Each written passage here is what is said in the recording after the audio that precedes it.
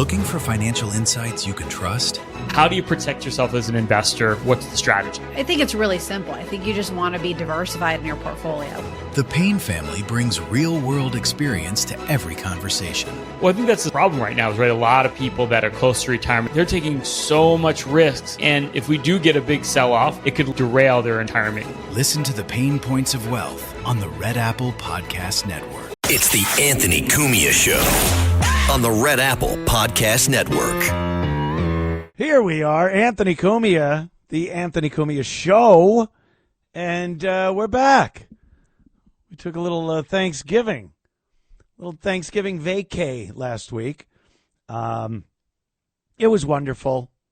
You know, I talk about family a lot, and they mean the world to me. It really does. The most important thing in my life is my family. And to get to see them, because they're in New York, I'm down in South Carolina. And, it's the only thing that I have a problem with being away from New York like that. I moved the taxes, the laws, the infringing on my Second Amendment right and my First. We live in a great country. It has states, and those states have their own laws. And if you don't like the laws of the state you're in, you can go to another state. I don't think a lot of people know that.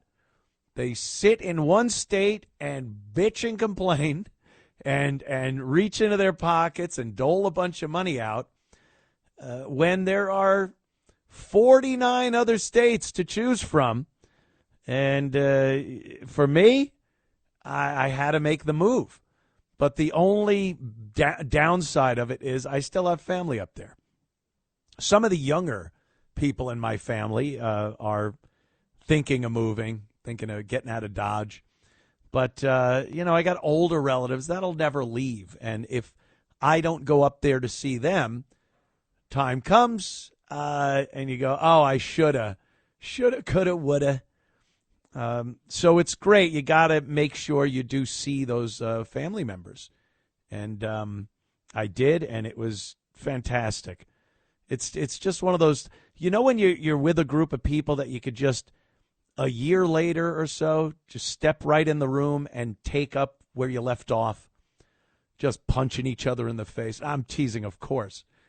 Conversation, talking about busting balls, whatever it is. But, there's so many people over the course of the past few years, maybe decade, I guess, the first Trump administration, that they just forfeit their families. There's nothing. Over the course of all my years, there is nothing that I have ever turned my back on family members for. And politics, a presidency that ends at some point, 4 years, and another 4 years, 8 years, and you're just going to throw away what is supposed to be the most important thing to you and to them, your family, over, his immigration stance. I don't like his policy on tariffs. Oh, his crime thing. And you're like, so you just throw away your family. I've never, ever been able to relate to that. Family should be the most important thing in your life, and it is in mine, and I thank God for that. It is a true blessing. Love them. And seeing them on Thanksgiving was fantastic. The holidays do that, Christmas, you spend them with family. That's a good thing. If you're on the outs, I've heard people go, yeah, I haven't spoken to my brother in probably 8 years. Like, what could be that bad? All right, if your brother is Jared Fogle from Subway, maybe in those cases you could cut off communication with your bro. But if it's just a different point of view, different opinions, different politics, and you've alienated members of your family for that, I don't see it. Cannot relate. All right, we'll get into what's been going on here. Just amazing over the past couple of weeks. The Somali situation. It's the Somali situation. Up there in Minneapolis, D.C., of course, you got President Trump, and he's saying things.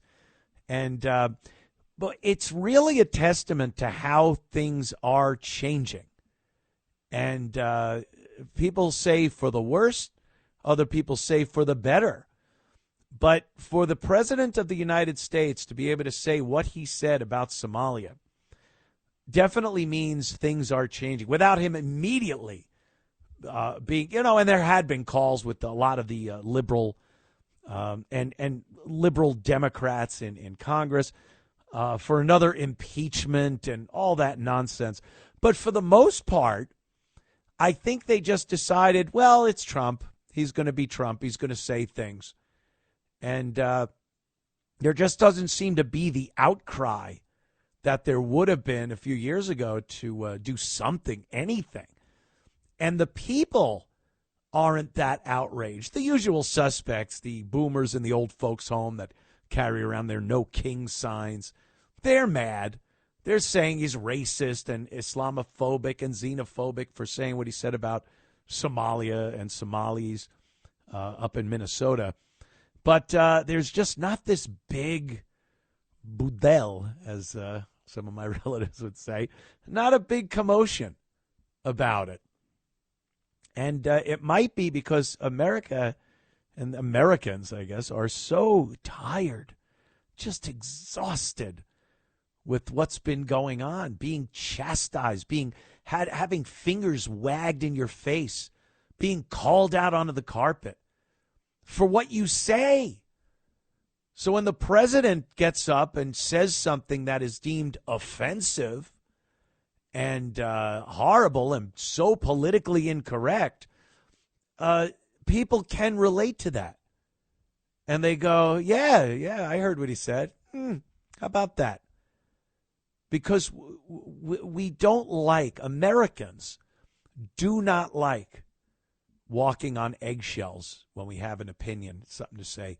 We don't like being called out on the carpet and being yelled at like we're children. And that's been happening for so long now. And when the guy sitting in the big chair says stuff that people want to wag their finger at, a majority of the country at this point who has been in that situation, maybe even more so, maybe they lost a job for tweeting something in 2014. I don't know. I'm just pulling this off the top of my head. But, yeah. And now they look around and go, oh, good. I'm glad someone's saying something, anything offensive. And they're able to turn around and go, yeah, go screw yourself. I don't care. I don't care what you think. I'm going to say it.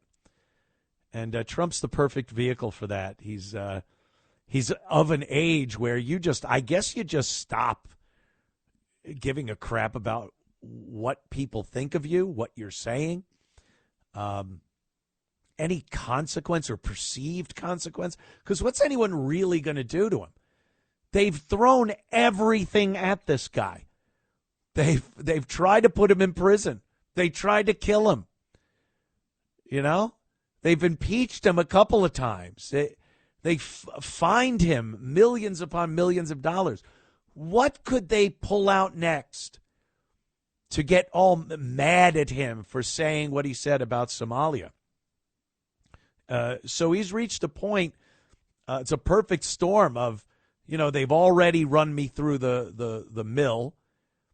I'm old enough now where I think nature just makes older people, especially guys, just go, yeah, and you just start not caring about people getting mad at what you say. You've held in things for so long, so many years of having to keep your mouth shut, button your lip, zip it. And it's been really bad, like I said, the past decade or so. It was bad before that. I mean, cancel culture, for me, goes way back. But for the ordinary American, they've been told they can't say certain things. They can't express themselves in certain ways. And the old PC police have been out in droves canceling people. And now it seems like it's kind of turning around a little bit. I guess you could say that. There's an instance, I guess we could get into this a little bit on the other side of the break.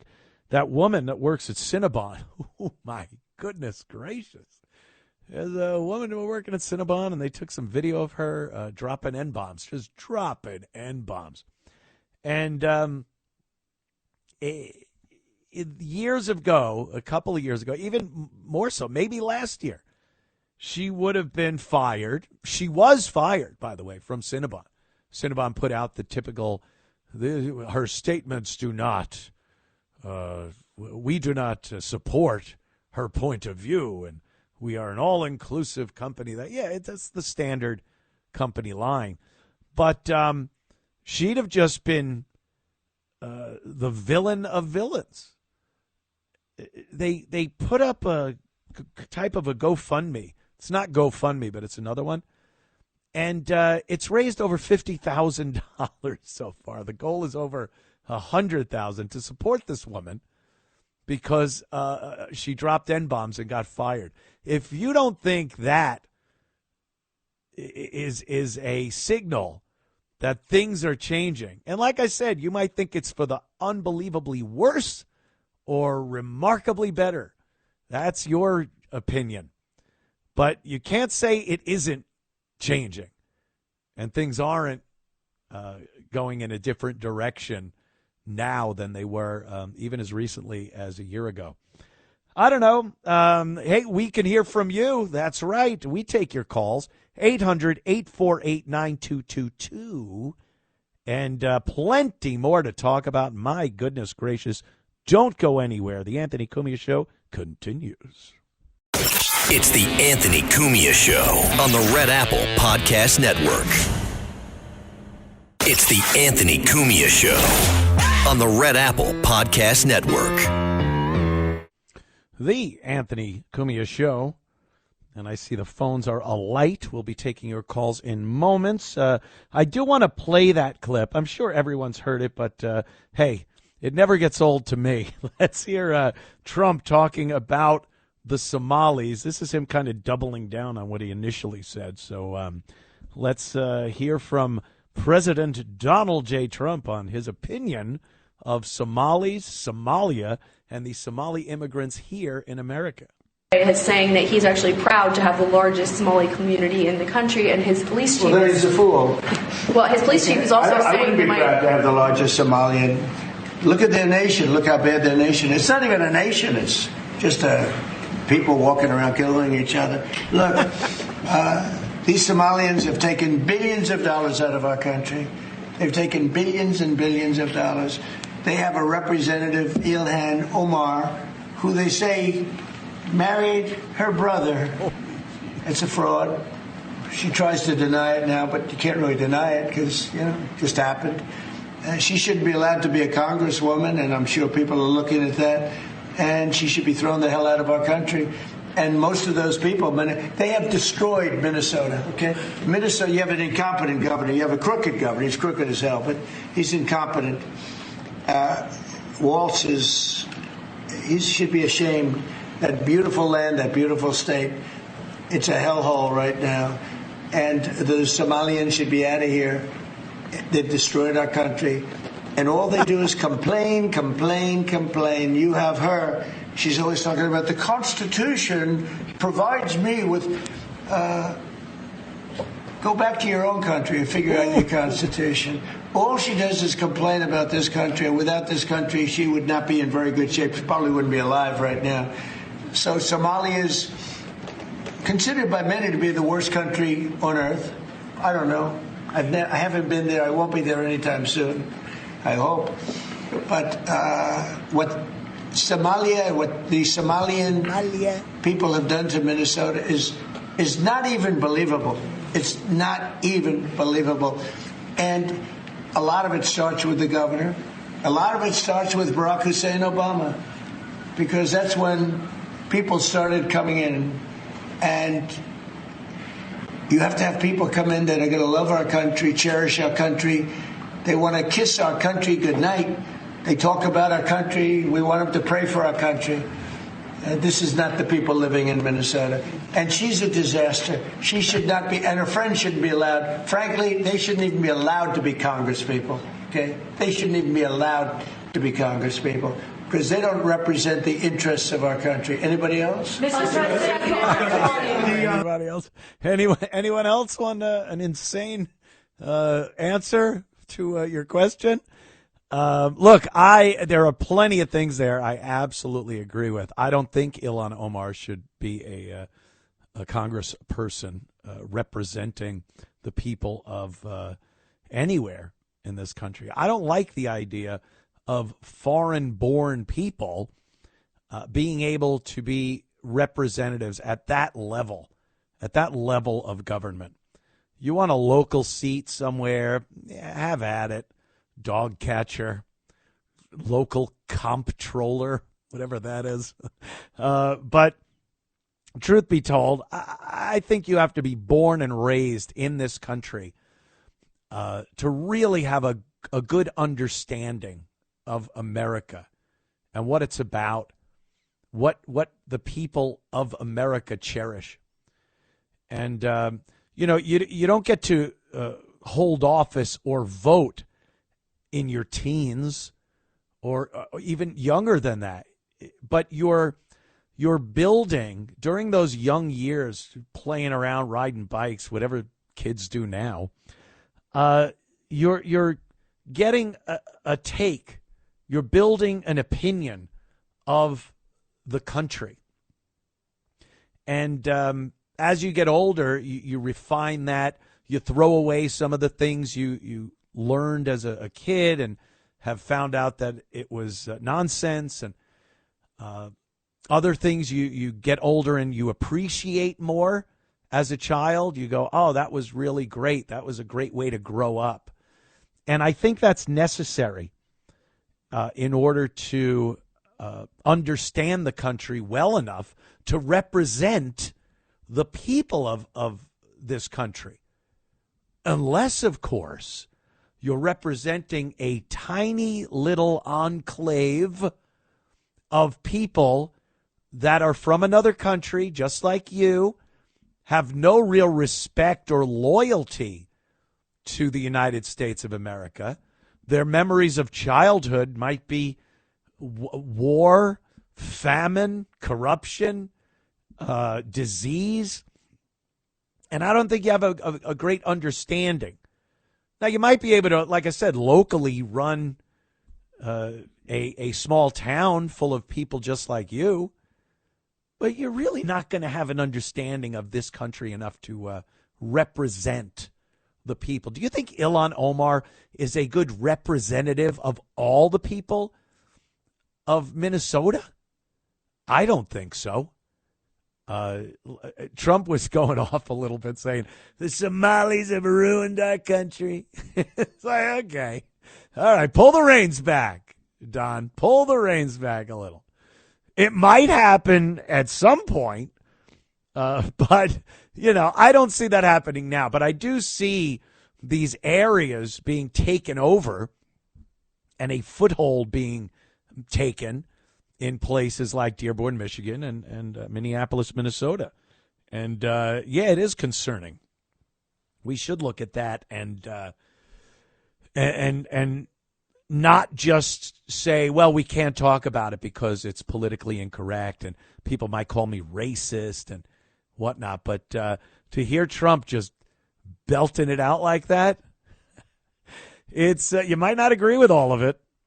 I don't agree with all of what he said, but I do love that he said it. This is not, could you imagine the likes of Joe Biden or Obama or Clinton or even Bush, any of them, saying something so, true, but saying something that would just inflame people to that extent? No. I think some of the old presidents, maybe, they would say things. Wartime presidents say some pretty horrific thing about our adversaries. But that was just oofa. And from what we know about Somalia, I've done some research. Doesn't seem like a nice place. It doesn't seem like the people that are there could just come to a very modernized Western nation and be able to just fit in. They are looking at horrific numbers as far as the welfare recipients go and unemployment goes. And then you have the politicians like Ilhan Omar saying that Somalis are the backbone of Minnesota. What? What? How? Well, they have small businesses, a lot of Somali small businesses. They pay taxes, they make money, they do that. It's like, yeah, their businesses serve Somalis. When Italians come to America or came to America, Irish, they had their cultures, and it was embraced by America over time. Took a little time, but it was embraced by America. Somalis in Minneapolis, their small businesses are serving Somalis in Minneapolis. It's not like many white Minnesotans. I hate that term, Minnesotan. It's not like they're frequenting a lot of Somali businesses. Oh, I need a new burqa for the wedding this weekend. So I go to a Somali clothing store. Yeah, they have small businesses, but it's this bubble of Somalis. They're not really contributing to the American landscape. They've taken Somalia and moved it to Minneapolis, Minnesota. And everything they do is strictly for Somalis, by Somalis. And it doesn't really help when you're looking like you're being very myopic when it comes to culture and America. Back in a second. Don't go anywhere. It's the Anthony Cumia Show on the Red Apple Podcast Network. It's the Anthony Cumia Show on the Red Apple Podcast Network. Yes, it is the Anthony Cumia Show. And let's go right to Kevin. Kevin in Long Beach. I don't have the little button. Something must have happened. There it is. Kevin, what's up, my friend? Hey, Aunt, missed the voice of reason last Thursday. Glad you're back. Thank you, sir. This has been going on for 30 years, ever since they let the Muslim Brotherhood and CAIR, C-A-I-R, into the White House and every other part of government. 70% of the Somali population is on welfare in that city, and that's how she gets elected for 2 terms. Oh, yeah, and magically, absolutely. And she's become wealthy. She's like worth $37 million. You know, I looked that up, Kevin, because I don't just read something and then go, that must be it. And that seemed so extreme. $30 million. This woman 4 years ago had a net worth of a couple of $100,000, and now $30 million. So I look it up, and indeed, they're a little dicey on the exact number, and they try to say it's somewhere between 6 and 30 million. That's a pretty wide swath right there. But even 6 million, and it's not. If they're saying 30 million, it's probably closer to 30 million. But how does that happen? They say it's because of the husband's wine business and his businesses that have made so much money. Well, we've seen in the past with the Pelosi's how amazing they are at businesses and stock market and the climate of certain industries and being able to invest. And so how is it that her and her husband make $30 million during her term in Minnesota. You mean her brother? Yeah, her brother, whoever. I think supposedly she divorced the brother and then hooked up with a new guy, but right, I don't know what that horror story is. But that, I mean, with all the corruption that is in the news and we're seeing now coming out of Minneapolis and the entire state of Minnesota, it seemed like it was sanctioned by Governor Walz. Then she increases in value 1,000 times over. Doesn't it look a little fishy? And if you say anything about it, you are a terrible Islamophobe, racist piece of crap. Right, and I think a lot of that money she may be from the absconded funds that they took during COVID. You know, that's all that money. You were talking billions here. Billions. Yeah, and I also think that Keith Ellison, the Attorney General, he's got his hand in there, and Jacob, that mayor, who was kneeling. Oh at yeah, Jacob Frey. That guy. Oh my God. Yeah. What? But they all and Governor Walz. I mean, what a great shield you have. The Somali population that you can't criticize. You can't accuse of doing anything. So what a great shield that was, so that they can all literally steal the taxpayers' money, billions of dollars. And if you question it, you're a racist piece of garbage. But thank God we have people like Trump and others that are willing to say, go screw, I'm going to talk about this. We're going to look into it. And it's exposing unbelievable fraud and corruption in that state, the whole state. Right, and this is one of the good outcomes that came out of the Schumer shutdown. They opened up the ball on this stuff. Yeah. All of a sudden, we're seeing the SNAP rip-off and everything else. That's the one good thing that came out of it. But now they got to stay on top of it, you know? How did it ever get to this point? No. Where were the red flags? You know, how did it get to this point? Well, it got to this point because they're in on it. The very people that are supposed to be the watchdogs of all this were in on it. And if they weren't in directly on this scam, they're in some other scam that they don't want exposed. So they all keep quiet for each other. They run their little games. They make fortunes. Look at all these politicians are multimillionaires. How? Right. During their selfless contribution of time to represent the American people, they become millionaires many times over without committing fraud or some type of corruption. Please. Thank you, Kevin. Appreciate it. Yeah. I mean, we're seeing what's going on. This autism scam they were running up there. Oof. They set up a bunch of autism clinics, more than anywhere else in the country. And then they were having these Somali families come in. They have a lot of kids. And then they were just diagnosing these kids with Alzheimer's. Sorry. That's probably next, with autism.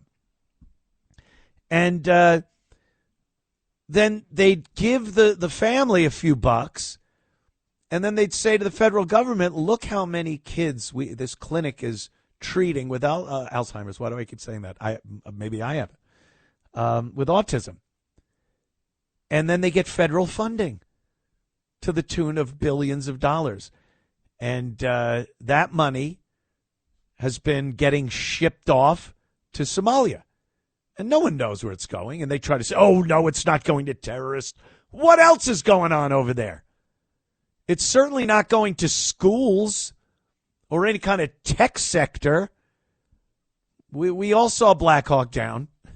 We know what goes on over there. You think that money is going to actually help the people? They can't get their story straight. Either Somalia is so bad that they have to come over here in droves to lead a better life in America, or it's this great place that they will defend from the American shores and say it's great, and they'll criticize anyone that trashes Somalia. Which is it? Which one is it? Can't be both. The people that leave, that are refugees from a country, are leaving for a reason. You are refugees from political persecution, famine, war. Doesn't sound nice. And then you crap talk Somalia a little bit, and all the Somalis turn around and go, hey, wait a minute. That's my home you're talking about. Yeah. Sneeze. Yeah. It's not both. And then if you're sending money back there, what are you sending it back there for? To build a wonderful country that you can someday return to? Who's left over there? You left because warlords run the place. And they steal everything. They sell it on the black market, and the people don't get anything. So they have to resort to crime. And pirates, our matey. I'll keel-haul you. You dang rabbit. It just becomes ridiculous. And it doesn't make sense to defend the country you fled in fear for your life. You fled that country. But it's a great place, and don't you say bad things about it. And your dumb liberal idiots do the same thing. Oh, has he ever been to Somalia? And then I saw pictures and videos that liberals were posting on X, on social media, and showing crystal blue beaches, the water and the white sands and hotels. Like, where is this? This ain't Somalia. It's like when Conan went to Haiti, because once again Trump, he called Haiti a crap hole, and Conan O'Brien decided he was going to go to Haiti to show everyone how wonderful it was. Well, he went to some resort on a beach. He's floating in the water drinking a coconut drink. Yeah. How about you go off reservation? How about you take a little trip off of the Club Med hotel you're staying at and go into the real part of Haiti, where the warlords will eat you. Yeah, do that. No, of course not. They like I said, they flee these countries.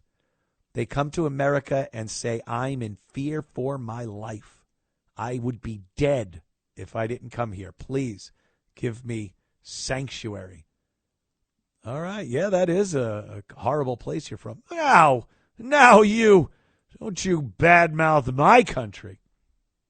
So I don't know. Let's go to Judith. Judith in Brooklyn. There she is. Judith, what's up? Anthony, I don't know if you left me anything to say, so let me see what I could say. Okay, number one. Let her rip. Number one, well, you covered a lot. Number one, Joe Biden called 75 million mega supporters garbage. Oh, yeah. Okay? Yep. He's allowed to call garbage, right? But if President Trump says garbage on some people, rightfully so. They're worse than garbage. These are Somalian crooks to the tune of billions of dollars of fraud. They're being caught. And I want to just say, they need to investigate Ilhan Omar and Tim Walz and the other guys that are involved with Ellison and this other one, whatever. They need to be investigated. And let me just add, Anthony, something. Mm-hmm. There is an imam called Muhammad Tawhidi, Tawidi, and he an imam, okay, yeah, in Iran. He studied for 9 years in a seminar there. And he used to be one of these people, radical Islamists, imam, whatever. In Iran, I want you to know they teach all the kids in school there's no such thing as Holocaust. Never existed. But this guy changed 180 degrees. He's completely different, and he went to Auschwitz there, and he recognized the Holocaust, whatever. And he believes now in humanity and peacefulness. And he said that Ilhan Omar and the other piece of crap, Rashida Tlaib, these two women should not be allowed to use their congressional seats in the United States to spread their hatred, and they should be thrown out and thrown out of communities. And this is what an imam said about these two lovely women, okay? Well, they never will, though. They never will, Judith, because they have the shield of being able to call anyone that criticizes them racist. Call me racist. Go ahead. I know. Thank God So more what? people are getting that attitude these days. Like, yeah, go ahead, call me racist. I don't care. But at that level, it still works. Yep. Anthony, I want to tell you something. There's such a thing as being a realist, okay? So let's just be real. Let's be real, okay? Let's call a spade, all right? And let's investigate. Let's see where it goes, because these people are crooks beyond. And they send money to Al-Shabaab. Al-Shabaab there, and they're caught with that. Al-Shabaab is a terrible terrorist organization, okay? Yeah, of course. So, where else are they sending it?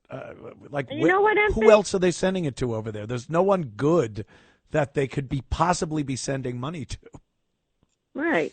And you know something, Anthony, truly, these people come from such a different culture. Yeah. Such a different culture. It's not compatible. There's no way. Right. There's no way. They have a violent culture, all of them, some more than others, but that's who they are. And they think that it's acceptable, Anthony. And they bring it over here, okay? And I think I read in Somalia that over there the schools teach nothing secular. Their whole education is Quran, and more Quran. Yeah, so which is fine. Just keep it over there and stay there, and don't try to come to this country and make that the whole your whole mission to transform America into a Muslim nation. Judith, thank you so much for your call. I hate that we have to know what an imam is and Hamas. And anything. I just hate that we need that's in our language, that we have to know words like that I have to say Zoran Memdani and it's a name of somebody. I mean, honestly, what happened? What happened along the way that we now have to know all that crap? Oh God, a funny thing. It's a video, so I'm not going to play any of it. It's pretty visual. I hope most of you saw it. It was all over the internet. The mayor of Minneapolis, Jacob Frey, eating a Somali meal. This was fantastic. He's sitting at a table. There's a couple of Somali gentlemen with him. And there's a big dish with a pile of some sort of beans and God knows what else on this plate. And they mix some other stuff in. And Jacob Frey there, Mayor Frey, takes a bowl and he's stirring it up. The Somali guy's telling him to stir it.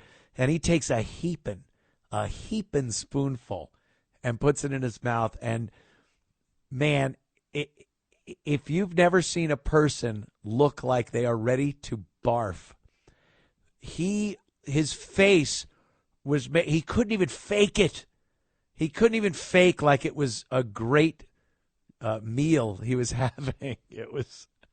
I can only imagine how terrible Somali food is. And you know, there would be people that say, oh, how do you know, Anthony? Because I don't see Somali food restaurants. No one says, let's get Somali tonight. My DoorDash or Uber Eats doesn't offer Somali fare that I can order from. And that's how I know. I bet in Minneapolis, Minnesota, you can find plenty of Somali food. It's like I was saying before. They cater to the Somalis that are there. They're like in a little self-contained terrarium. And no one comes in, no one comes out, and they're self-sustaining. But no one's good. This Jacob Frey guy, he was going to vomit. He loves that mayor. He loves being as phony as is humanly possible. Crying at the George Floyd golden casket, dancing, doing some Somali dance, trying to speak Somali during his campaign. It's really bizarre watching someone try so hard to be a chameleon and blend in. He's so awkwardly unlike them. And he knows that they're his bread and butter. So when Trump was talking about Somalia the way he did, Jacob Frey, he was right up there.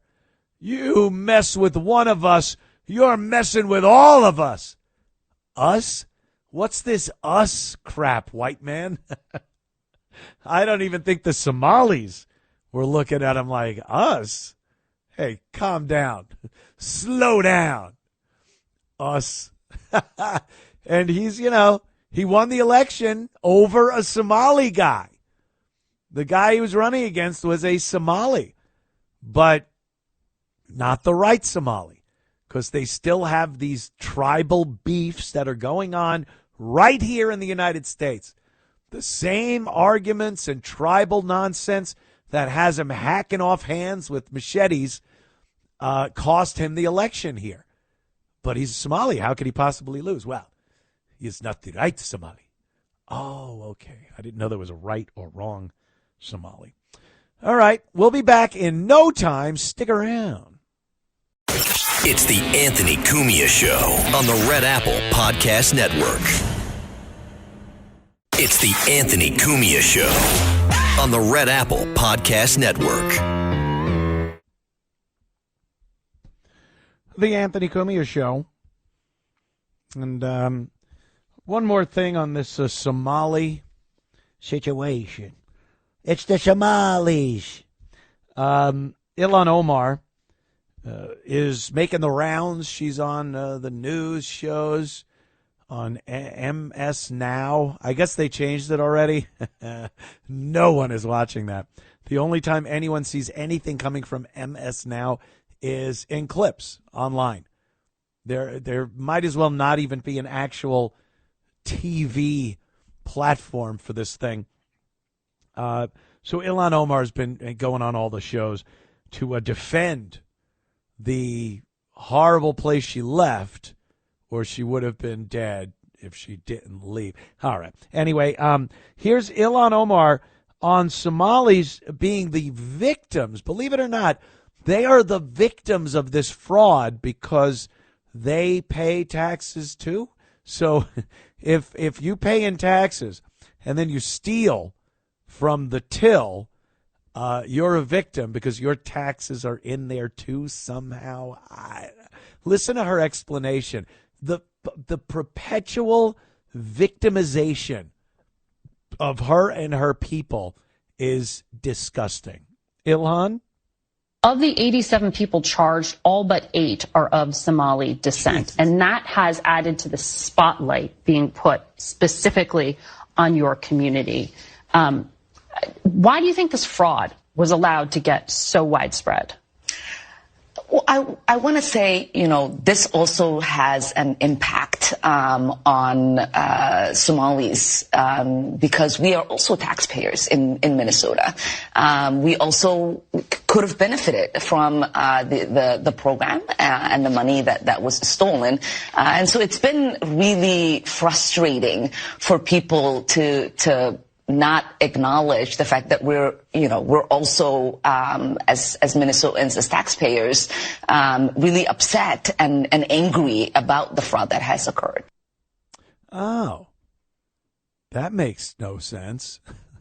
The Somali people would have benefited from this. She's actually trying to paint that picture that the Somalis in Minneapolis are the real victims here of the fraud. Meanwhile, like I said, a lot of them were bringing their kids to these autism clinics to get a little payoff, and then the federal funds came streaming in. And that was only one scam going on up there. So to say, you're all victims, and especially you, and even Governor Walz and who knows, the mayor maybe even. How does a scam, how does a fraud like that keep going? That somebody's seeing it. And if you didn't see it, then you're incompetent and shouldn't have the job either. So, it's kind of a double-edged sword there. Or if you're a Star Trek fan, the Kobayashi Maru.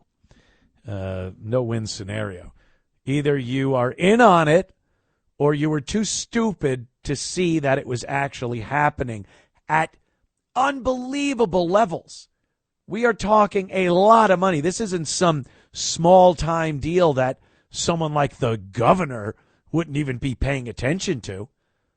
This is billions of dollars of Minnesota's tax money. And what are you going to do? What are you going to do? Say you didn't know? No, that sounds incompetent. And if you did know, that could be even worse. Well, I guess we can go right over to Mamdani. And believe me, I got a few things on him. But first thing I want to do is he's getting his transitional administration in place, which means a collection of dummies, racists, Islamists, extremists, and incompetence. This guy, Vincent Schiraldi, this was a guy that was in charge of Rikers during a horrible time at Rikers. If there ever was a good time at Rikers, I'm not sure, but a horrible time at Rikers. He got the boot. He went to Maryland, and he was in charge of a correctional disaster there. He was in charge of some youth program, and that went south. And this is the guy. This is the soft-on-crime guy that Mamdani is going to put in as his, who is this guy going to be? Reshape the Big Apple's public safety policies. He made the streets more dangerous. The criminals that were released, remember they were closing down Rikers.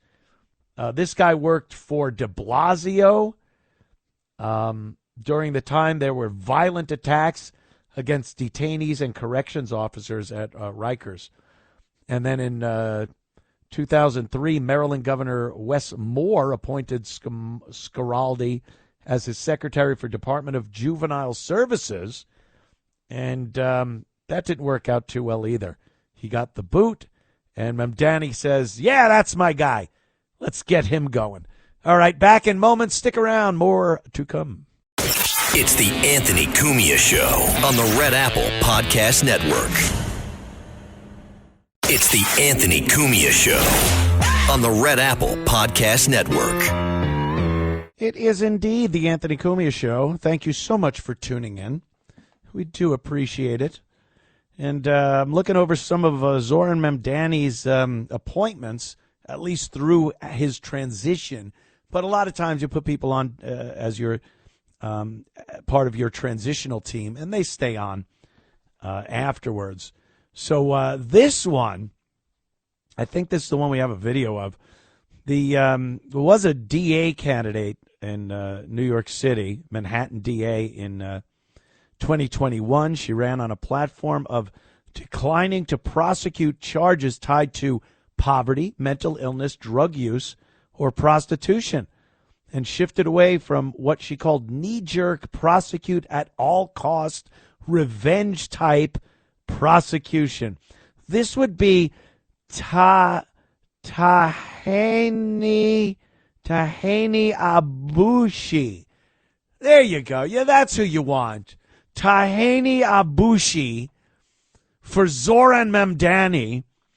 And let's listen to what she has to say. They want to make her, part of Mamdani's legal affairs team.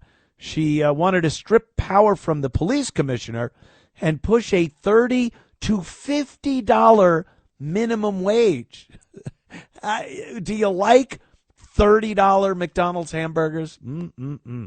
So here's Tahani Abushi. So going to be legal affairs for Zoran Memdani. Let's listen. Our prisons and jails are not safe, and they're not sanitary, and they're violent. We need to take the final determination of discipline for police officers away from the police commissioner. Police are often the source of information. They initiate that arrest. They bring the paperwork to the DA's office, and then it's your word versus the word of an officer. Right. And I wanted to make sure that we held officers accountable, that we challenged their representations, and there's protection for the people. You think the Civilian Complaint Review Board, what do we need to do with that in order for that to be something that's more effective for accountability for police officers? I mean, I'm a fan of, $30 to $50 an hour type thing. I think that everything has gotten so much more expensive, from property to food to even education, extracurricular activities, but the wages have stayed the same. And people can't afford even some of the most basic things, choosing between trying to ride the subway and getting a meal, right? We want to move away from that knee-jerk, prosecute at all costs, revenge-type prosecution, and say, there are instabilities here that we missed before it ever became a crime. How do we alleviate those issues, right? Whether it's housing, mental illness, substance use disorder. Maybe it's a domestic violence situation where people need counseling or anger management. Because, once you have that arrest record or that criminal record, it's permanent. And it will dictate your obstacles and opportunities in life: housing, education, employment. It can impact whether or not you can maintain custody of your children. These are pretty big decisions to make, and we're just making it on the fly right now. You want to be careful not to do the both sides thing, but let's actually start identifying accountability and do something about it, not just talk about it. And so I feel like it's always been a conversation that never really comes to fruition. Oh, I wonder why. Yeah, and I can never figure out what's right and what's wrong in that situation, because it all seems so politicized. Thank you. Yeah, she's sitting there, by the way, in her, hijab, it's my job. I love the part where she goes, the prisons, the jails in New York, they're not safe. They're not sanitary. They're violent. Yeah, that's why we don't want them let out and running around the streets, which are now unsafe, unsanitary, and violent. How about that? You kind of put it all together there. Tahani Abushi. Oh my God, that I even have to know that is so annoying. But yeah, that's the jails are supposed to be not safe, not sanitary, and violent. That's because all the people that were making the cities unsafe, unsanitary, and violent are in there. They're all in there now. That's how it's supposed to work. You don't just let them out. And the excuses, maybe this person needs a social worker or therapy or something. Maybe. How about definitely they caved someone's head in? That's a definite. He definitely pushed someone in front of a train. This guy absolutely lit a woman on fire. So I don't care about the maybe he had a hard upbringing or maybe he was going through tough times. I want him in prison, locked up for good. So that's another one of Zoran's great picks for his legal affairs team. Does it get any better or worse? I don't know. Let's take a look. Let's look at, oh, God. Zakaya Shakir Ansari. I'm sorry. No, Ansari, Pee-wee. I'm sorry. Ansari, the co-executive director for the Alliance for Equity Education, a far-left activist group once fronted by Sex and the City star Cynthia Nixon. Was she really a star? She was not Cynthia Nixon, Zakaya Shakir Ansari, who was selected last week for Memdani's Transitional Committee for Youth and Education. So this person's going to be in charge of educating your kids, or at least involved with the education of your children. New York City. Hope you're happy with that one. Let's see. Nominated the activist and mother of 8 responded with the convicted cop killer and Zada Shakur. Oh, she sympathizes. All right, this woman supported Assata Shakur, who was a Black Panther and was implicated in the murder of New Jersey State Trooper James Harper back in 1973. And this woman, who is going to have something to do with educating your children, is a supporter of a cop killer. How about that, huh? Is that good? She once praised the cop killer, the fugitive, fled to Cuba. Yeah, I guess a person recently died or something. And Sorry is on Mamdani's Youth and Education Committee. Let's see. I guess that's about it. Yeah, praises the cop killer and is one of those real commie kind of activists. Is that who you want? How's that going to work out, guys?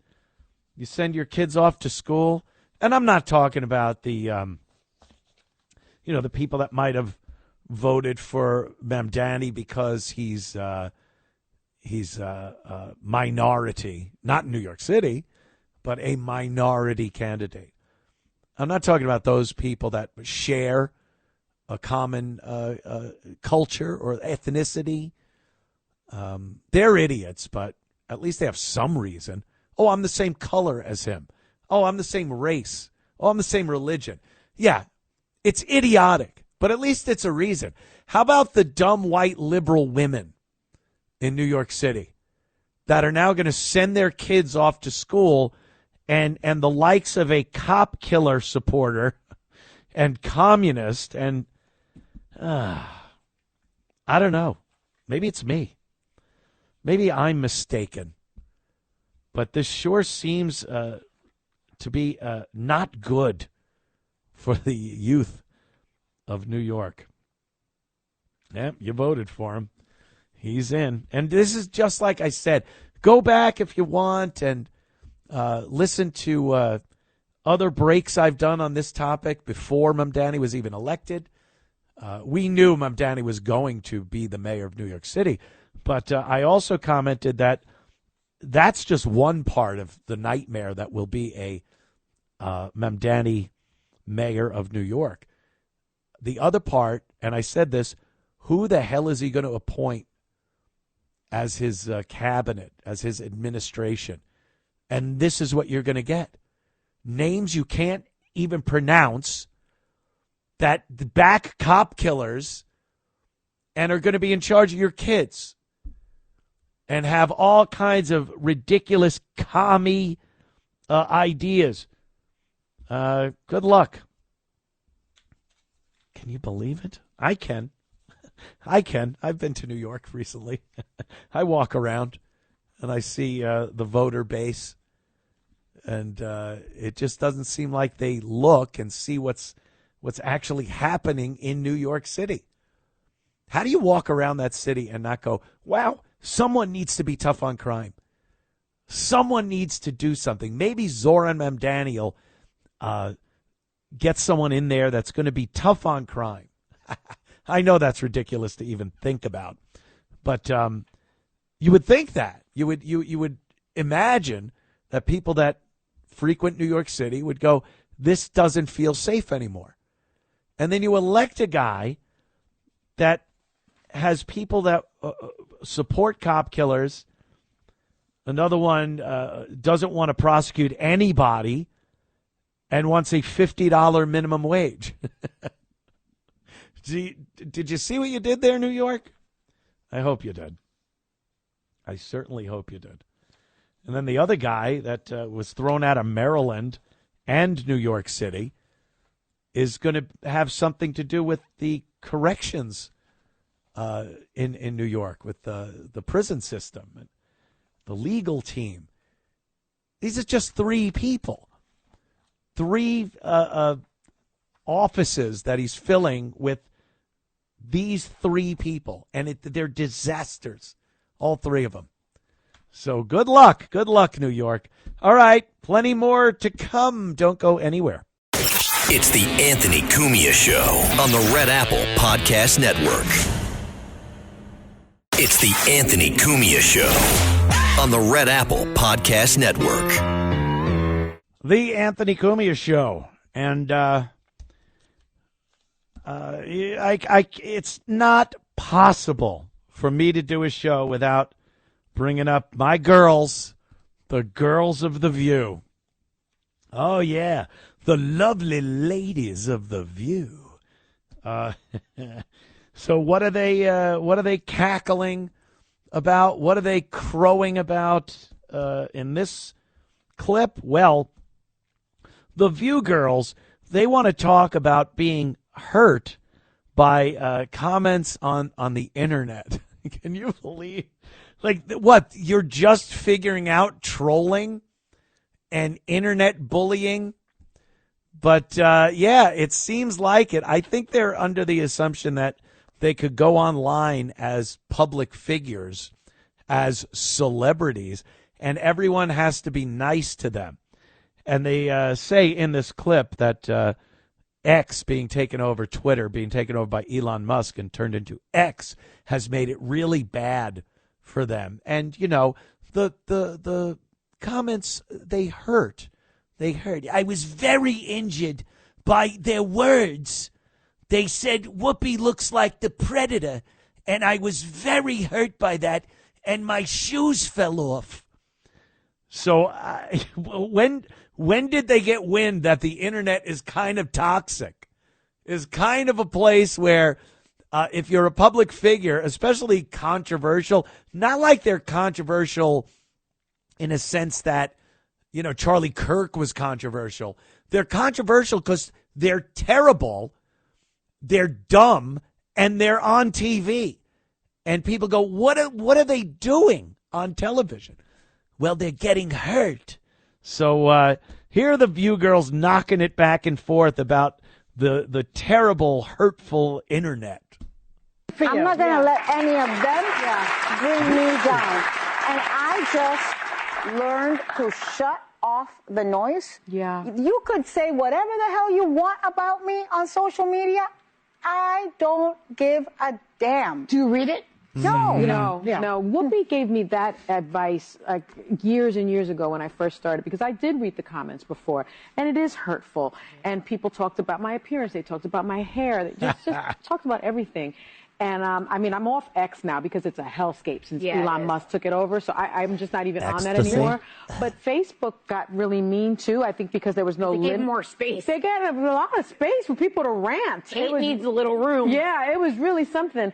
And I turned off the comments. I'm rarely on social media except to, you know, make sure that rescue dogs are rescued and cats and animals and things like that. But other than that, I stopped listening to the noise, and I protect my peace at all costs. And I think that's really important. And if you engage them, by the way, if they know that they get under your skin, they will get emboldened and do it even more. Continue. So ignore it. Ignore it and live your life. Sometimes when I used to read the comments, then you look at the profile of the person. It's like, grandmother of 5, I love Jesus. Really? Yeah, well, what you just wrote to me was not very Christ-like. It's always looking. I do enjoy that. I won't respond, but if I see something, sometimes I do look, because I love when their parents, their grandparents, you know, I kind of like, oh my gosh, because the one thing I would say is every time I open my mouth online, it's always true to who I am. Yeah. I would never have an inconsistency where I secretly hate type and then I'm like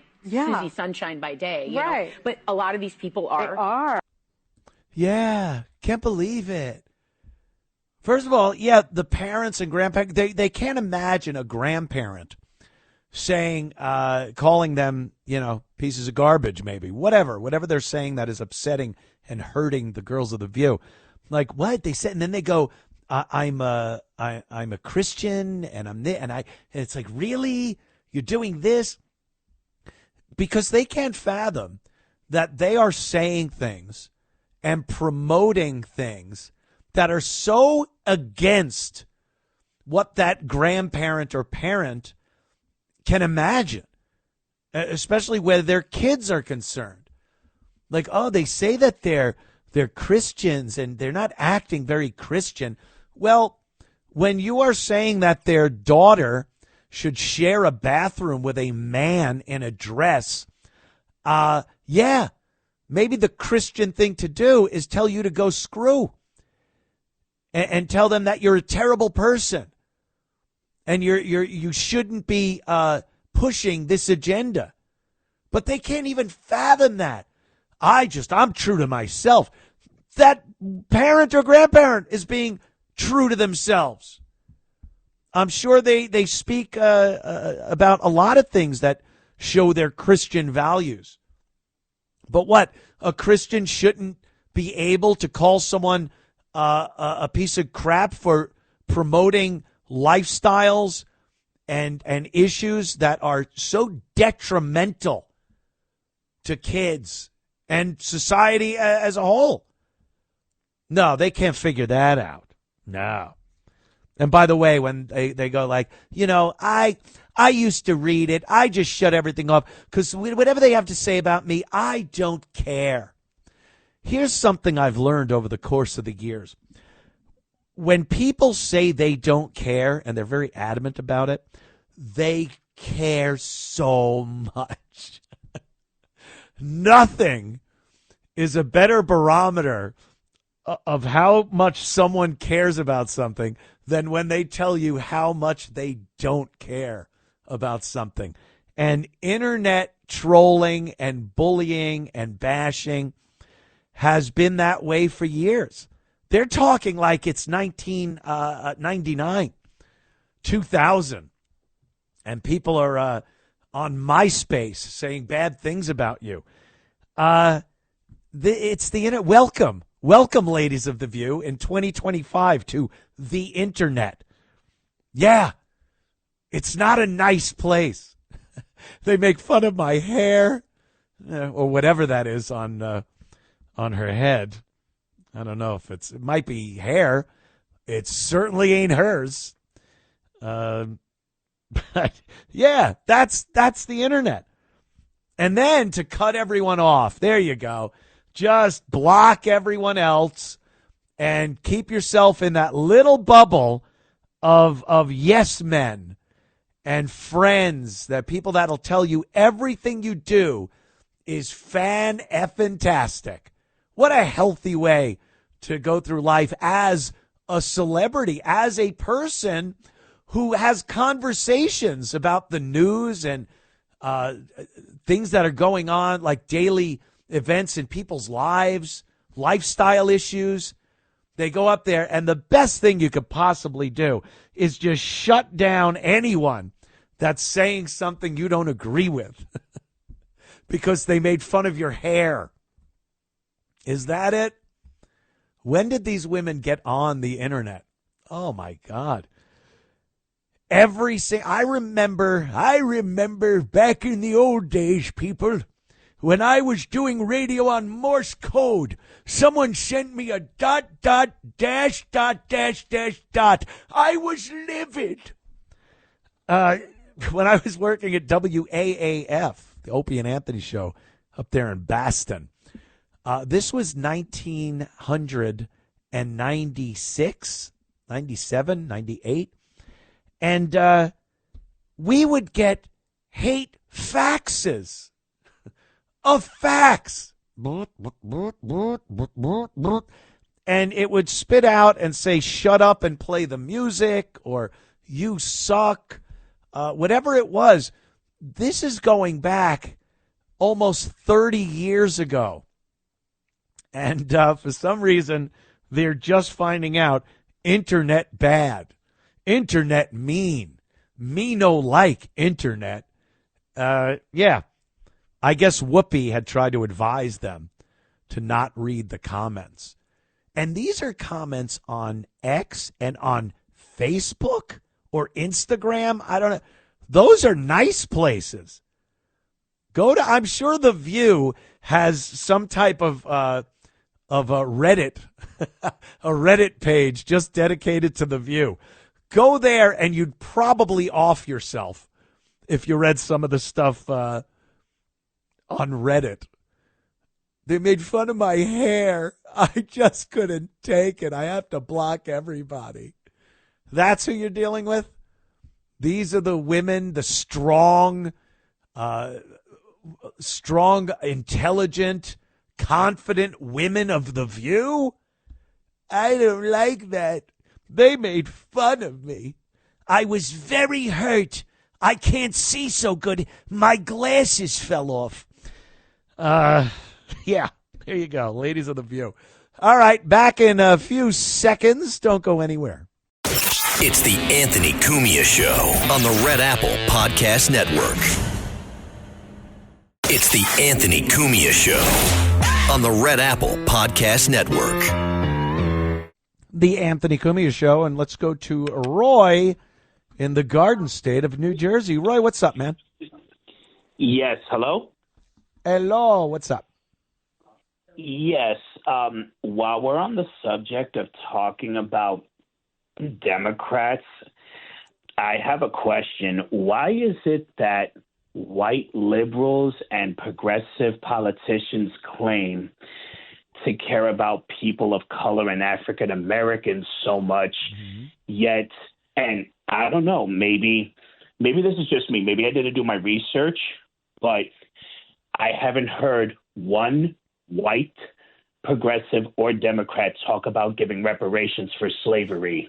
I mean, this is the party of, claiming that they care about people of color and they care about inclusivity and diversity, yet they really, it makes me laugh that they never really spoke about giving reparations for slavery despite claiming to care. Well, Roy, because everything that comes out of a politician's mouth has been tested and run past people to see if it will garner votes, because that's all they care about. I know it sounds cliched and like, yeah, man, all they want are votes. But yeah, man, all they want are votes. And I don't think the reparations thing tests very well.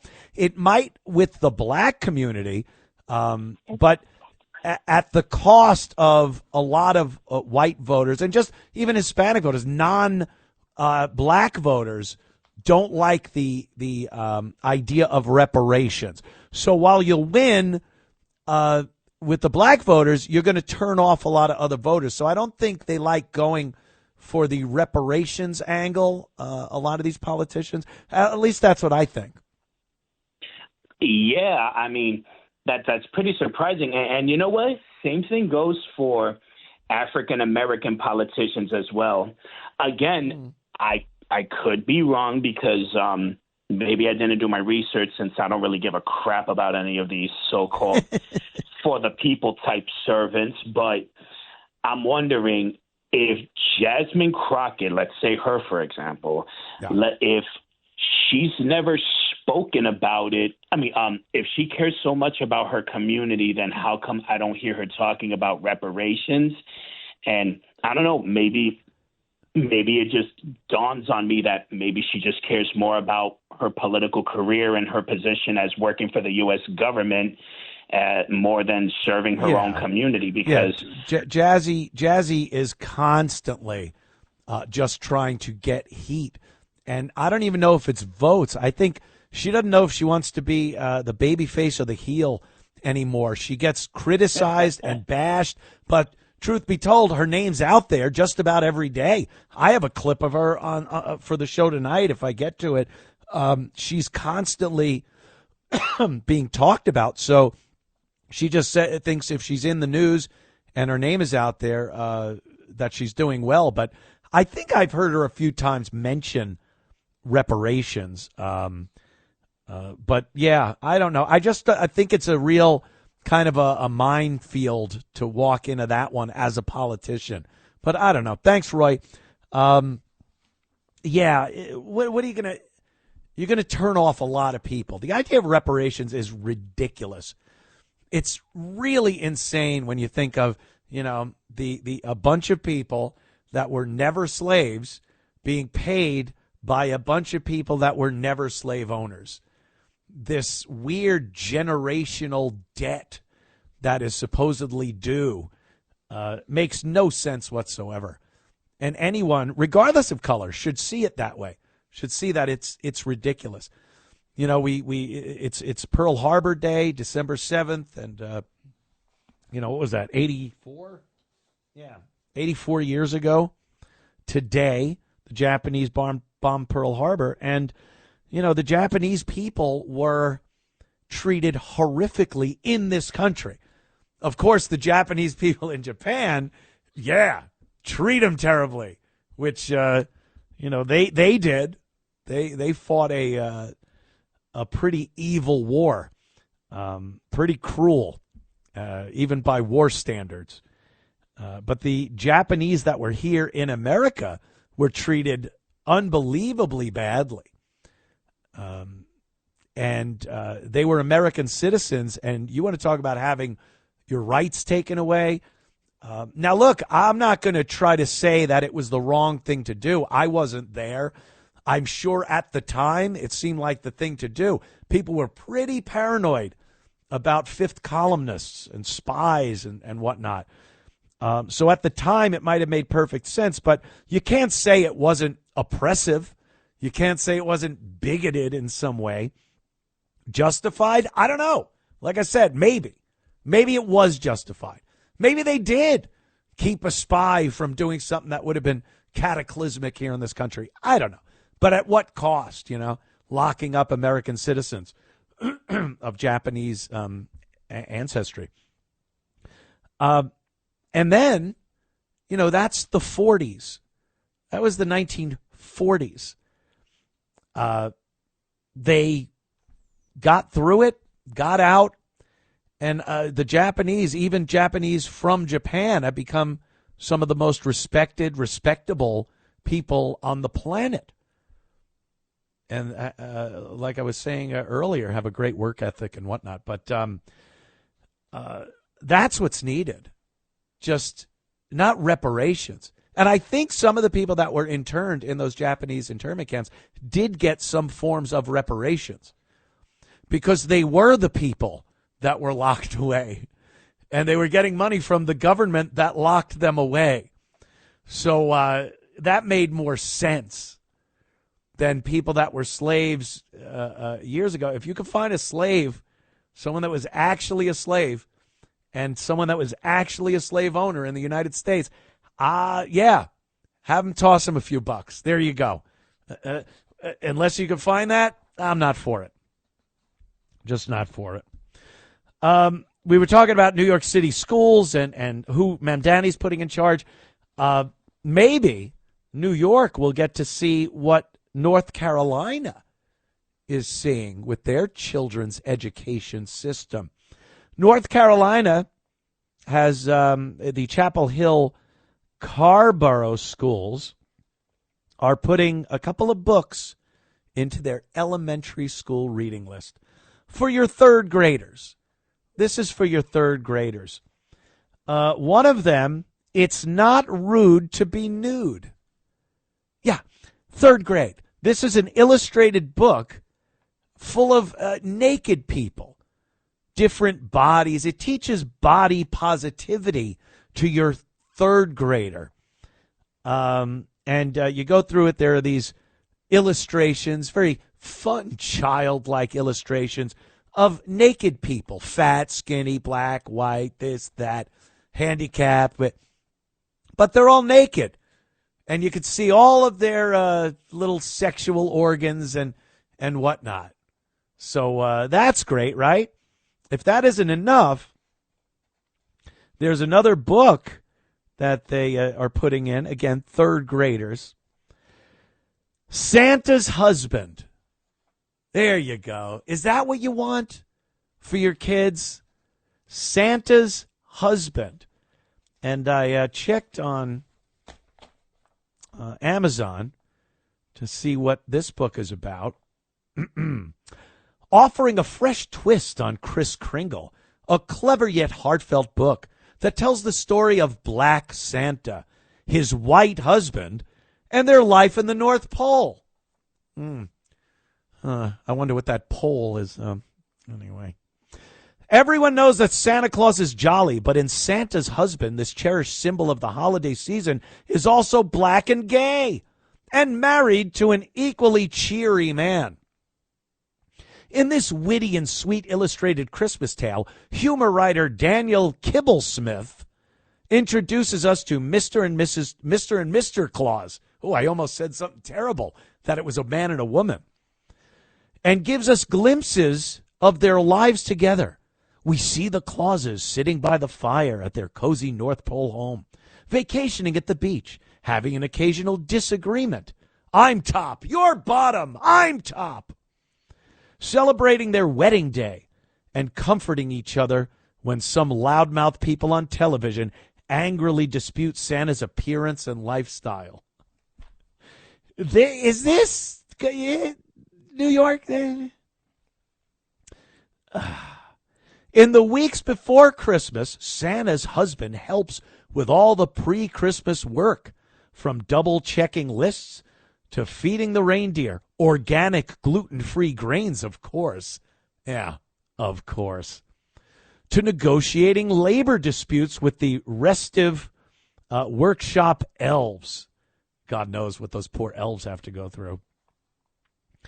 At the height of the toy-making season, he even fills in for his busy hubby at the mall to ensure every child can meet the big guy in the red suit and give him their wish list. As this charming book reminds us, Santa Claus can come in all shapes and colors and sizes, just like the children and families he visits all over the world each Christmas, featuring beautiful watercolor pictures drawn by artist A.P. Quach. Quach? Don't stare at my quatch. A.P. Quach, Santa's husband, is a delightful gift for readers of all ages. Is it? Is it a delightful gift? I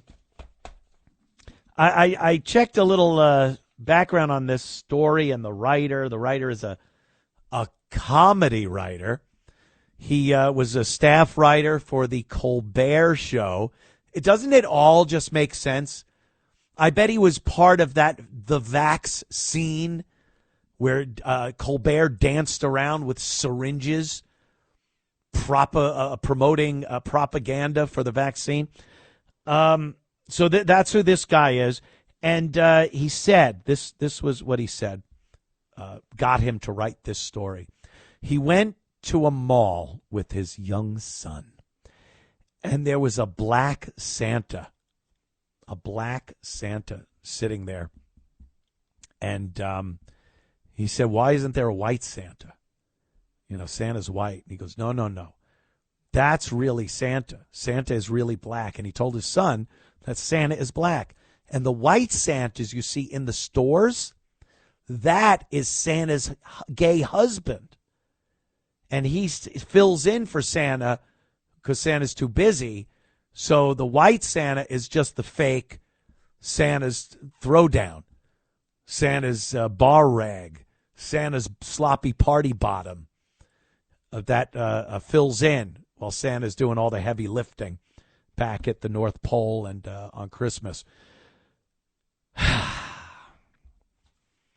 Every single tradition, every single institution that we have, that we hold dear, every memory that we have from our childhood, every wonderful Christmas memory has to be twisted, turned, bastardized, and shoved back in our faces by degenerates.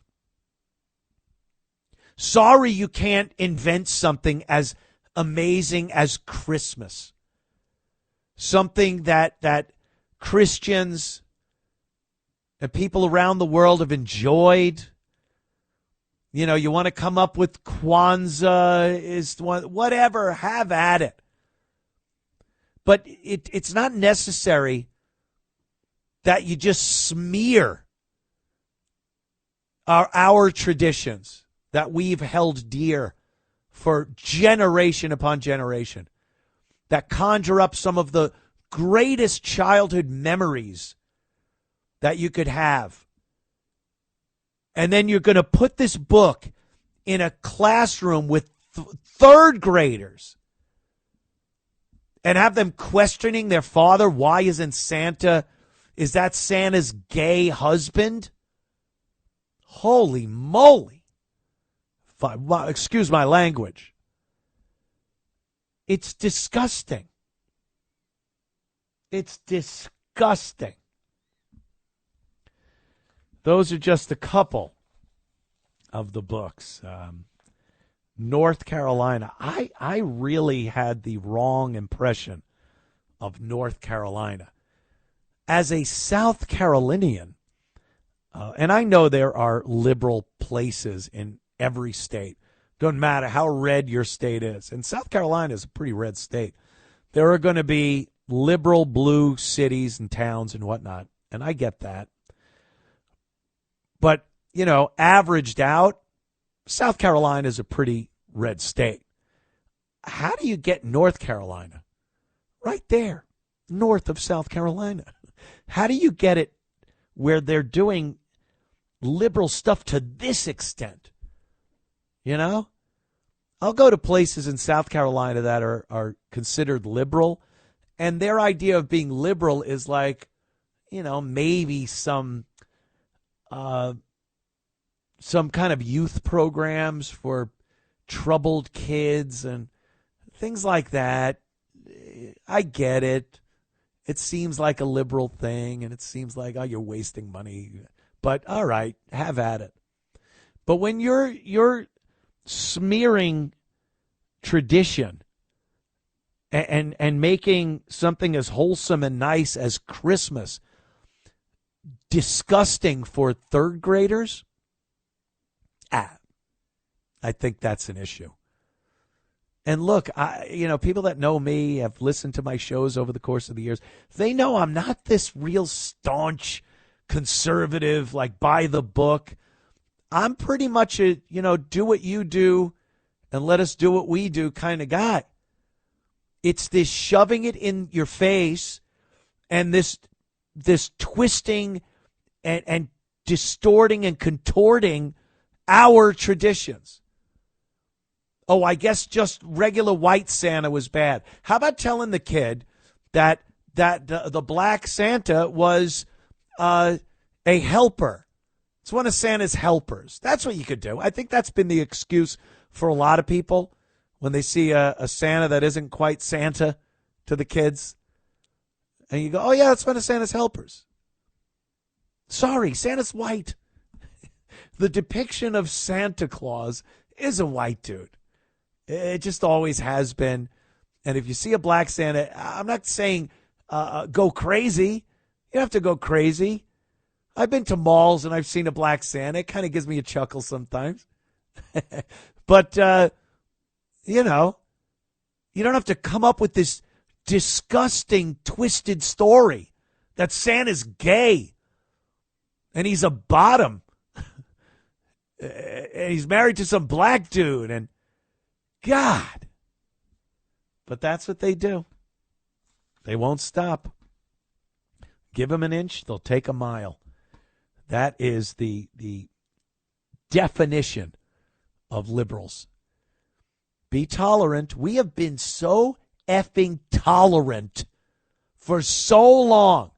Everything they do, yeah, okay. And the same kind of philosophy I have. Well, you do you, I'll do me. We'll just, you just leave us alone. Live your life. If you're happy, we're fine with it. And that's been the philosophy of a lot of this country for many years. And then whenever you bring up things like the slippery slope or give an inch, they take a mile, they'll be like, oh, no, what are you talking about? This is what we're talking about. Now I'm all wound up. My God. All right.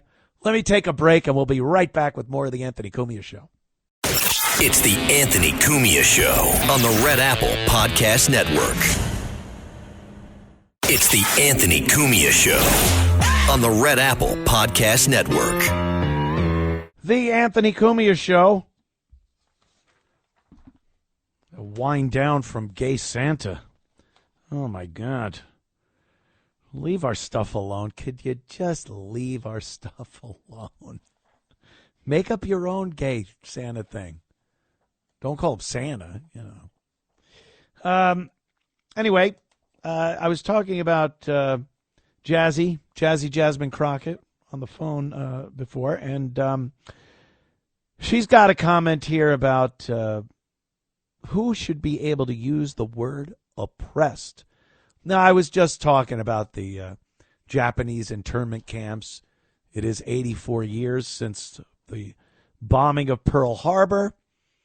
A lot of water under the bridge, as they say, and we have a very strong ally in Japan, and the Japanese people that have immigrated here have done amazing things. Amazing things. Look at the Japanese food. You want to talk about food? You know, I bet Jacob Frey, when he was trying to gulp down that Somali food, I bet he wished he had some beef teriyaki. I bet he was sitting at I bet he wished he was sitting at a Benihana, watching the guy make the beating heart out of the fried rice or flipping a shrimp tail in his hat. But no, he's almost vomiting, eating some mud out of a dish. But, yeah, Japanese people have been amazing.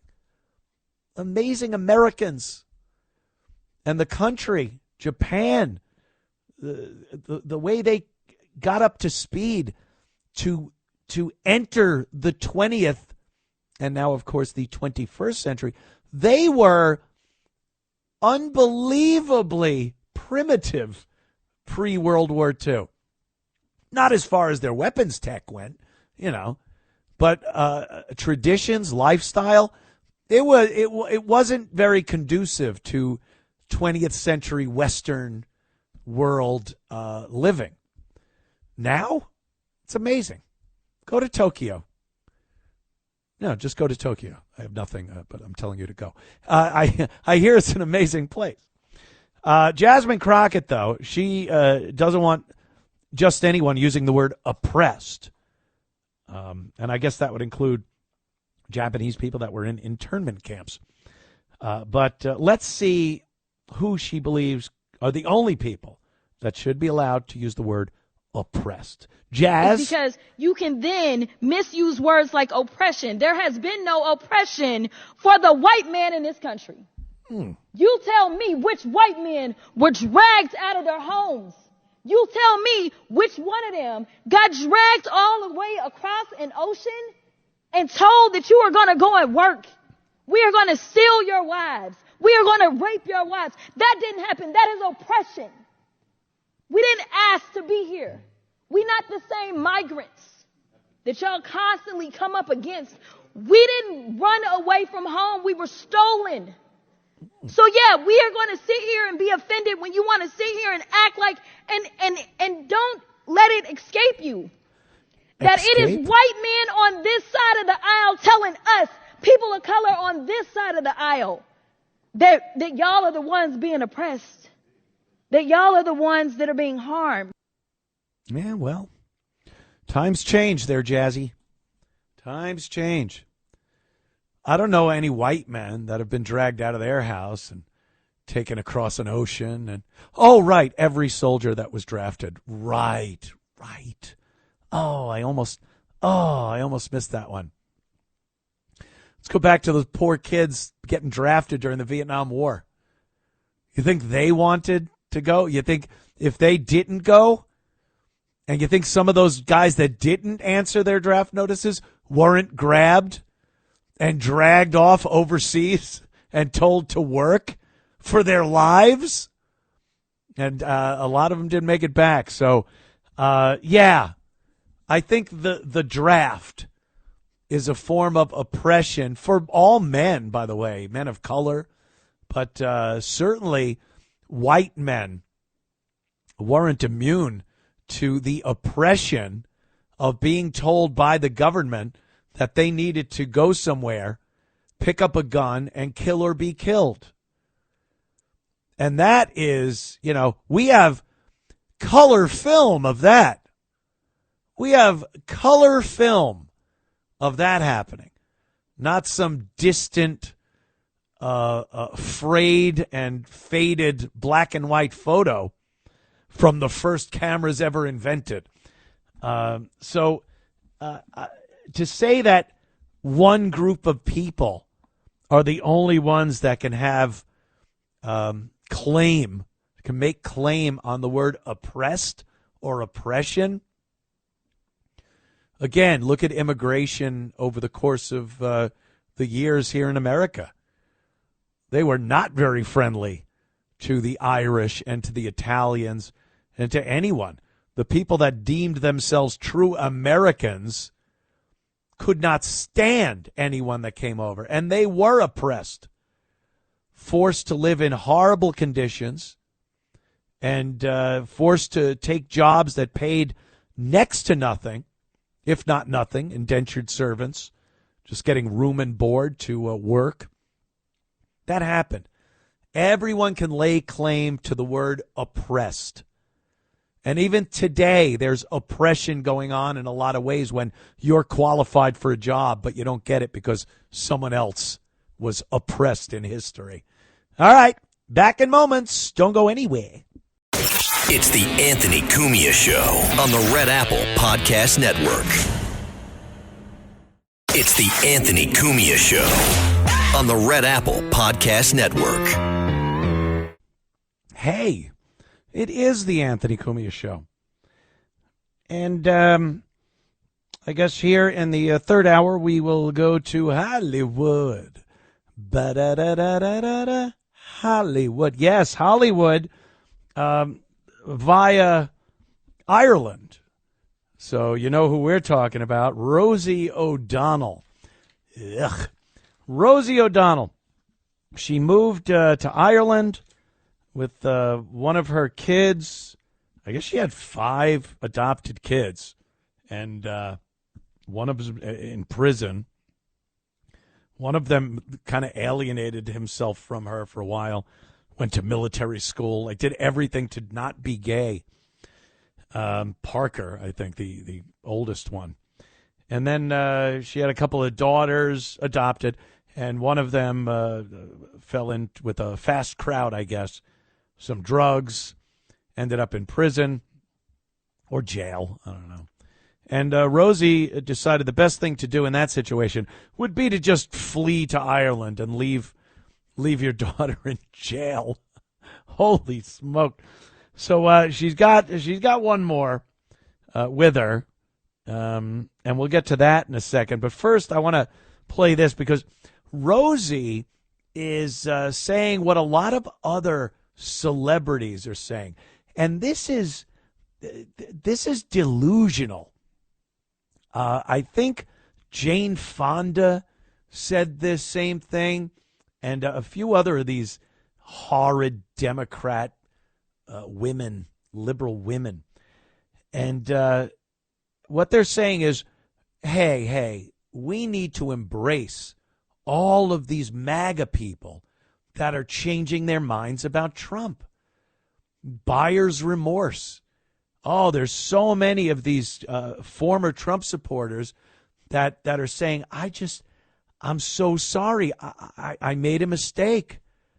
I realize now how awful he is. And they're saying we need to welcome them into the fold. We don't need to say, I told you so, and chase them away. Now, this would be great, be so nice if this was actually happening. I don't know one person. Okay, Dave Smith from Legion of Skanks and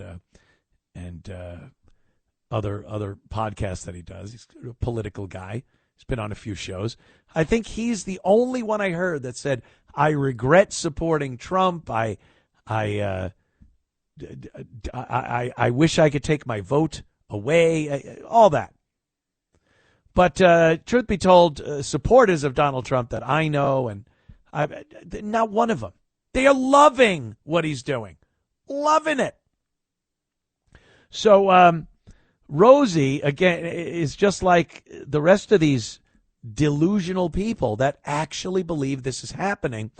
And they're putting out the welcome mat and saying, come on in. We know you screwed up. We were very angry with you, but we are so nice that we're willing to give you a hug and invite you in. And it's just, they're talking to an empty doorway. They open the door and it's like, oh, it must be a Trump supporter looking for one of our hugs and looking to apologize and tell us that they made a mistake. And they're just talking to nobody at the door. So here's Rosie's take on the Democrats or the libs or whoever it is need to welcome back MAGA. When people say, I changed my mind, we have to say, welcome back to reality. Let's all be Americans together, right? Because what's happening is not only happening to Democrats, it's happening to everyone. And when the Medicaid cuts go in, old people are going to start to die. Oh, like COVID? To like die. Cuomo? What he's done yet hasn't even hit us yet. Right. And if he's not stopped now, we have lost our country. Oh, and I don't know, Nicole, how it is that some people cannot see it. Not see? My therapist said, why are you so upset? And I said to her, why are you not? Yeah. Yeah. Yeah, I have that conversation too, because the gaslighting that I think you're alluding to, if you're a thoughtful, informed person, you do stop and say, well, maybe it is me. The gaslighting. Where is gaslighting going on? I'll tell you where there's gaslighting. Saying that there are Trump supporters that have buyer's remorse and need a hug from the likes of Rosie O'Donnell so they could cry in her bosom like in Fight Club with Meatloaf. I'll cry in my bosom. Go ahead. Go ahead. Cry in my bosom. No one has buyer's remorse, especially to the extent where they're going to Ireland to go hug Rosie. But they believe this. They believe that we're all going, oh boy, this is trouble. We're not, Rosie. And as far as getting together, we need to stay together as Americans. You're in Ireland now. You cut and ran or wobbled, whatever it is, like a weeble. So what do you mean we're all Americans? You're in Ireland. And I've heard she wanted Irish residency. She wants to actually be an Irish citizen of Ireland. But, yeah, so you stay out of it. You left. Good. You put your money where your food hopper is, and you left. A lot of celebrities didn't do that. Got to give her credit for that one. Abandoned a daughter in jail and whisked off to the Emerald Isle. So I'll give her credit for that. Here's the other Rosie clip here. This is Rosie explaining how angry her daughter is at Trump. Now, this happens all the time. Again, a lot of times in liberal families, the single lesbian mom, they shove this stuff in their kids' faces. No, not that. The politics, the Trump hate. Into their kids' faces to the point where they brainwash the kid. It's very easy. This is a young girl. She's influenced by what her mom, Rosie O'Donnell, says. Kids are like that. And if you say something over and over again and you sound passionate about it, the kid's just going to pick it up. Rosie's little kid doesn't know Donald Trump from a hole in the wall. Neither does Rosie. But, all right. And the daughter is named Clay. Clay has autism and is gender something. Of course. Again, of course. So here's Rosie explaining how angry her daughter is at Donald Trump, and you can only imagine why. Is she so up on politics that she's made her own opinions and conclusions about Donald Trump? Or does dumb, fat Rosie pound this crap into her head every day? Let's listen to Rosie. I'll tell you the truth. My daughter is now saying, damn him, damn Trump, and smashing her hand on the table. And I said, wow, honey, what are you thinking? And she said, he made us move in order for our own safety. And it's now he's destroying the country. You know, listen, wow. She lives here. She hears what I'm saying to you. Well, is she fessing Not that up, I go or? around speaking like this every day if it's not an interview, but I bet you do. I think to myself, you don't want to give this to her.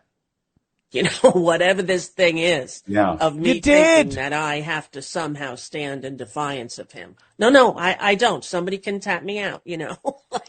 I did 22 years. I don't really need to do anymore. And I don't want my kid to be so affected by it. And, you know, she has autism. But she recognizes what's going on. Yes. The reporter, interviewer, whatever, is trying to be like, she recognizes what's going on. No, she doesn't. And Rosie's saying, oh, I don't want to put her through this that I went through. You are. This is what you've done. She's a destroyer. You think that other daughter wanted to hear Rosie's take on everything?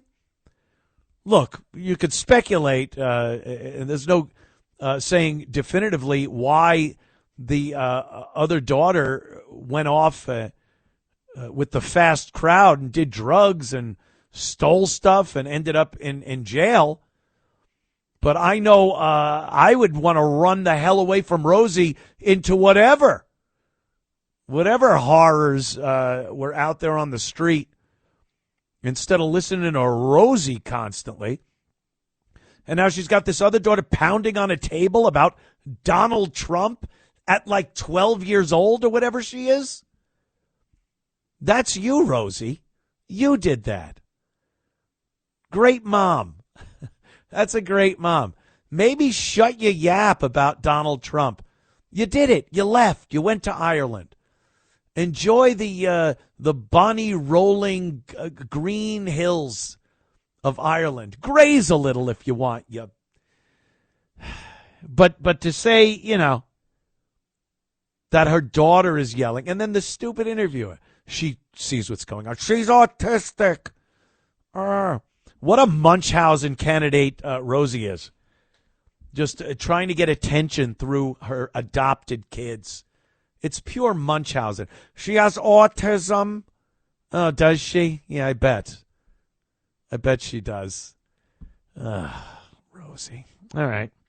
Back with a little Richard Gere next. Stay tuned. It's the Anthony Cumia Show on the Red Apple Podcast Network. It's the Anthony Cumia Show on the Red Apple Podcast Network. The Anthony Cumia Show. And we're taking a little dip in the Hollywood pool. Tinseltown. Celebrity. We celebrate them. Celebrity, celebrate. They're better than us, right? And when they say something, we better damn well listen, because they know how to make believe there's someone else in front of a camera. So that makes them just amazing, great people that should be revered, listened to, and obeyed. Richard Gere. All right, get it out of your system. Come on. Go ahead. Yep. Right, a gerbil. Mm-hmm. Yeah. The greatest thing about the Richard Gere gerbil story, and I have to believe you all know it. Maybe if you're 20, you might not know it. But everyone knows the Richard Gere story. Many, many years ago, a story was circulated that Richard Gere had used a gerbil for a certain activity. It was later kind of mocked, or an homage was paid to it on South Park, and you could figure out what it is. You're supposed to clip the nails and tie a string to the tail. Let's just put it I swear, that's the protocol. Clip the nails and tie a string to that tail, lest you be searching. So Richard Gere, he's another one that just cannot stand Trump. They say he moved.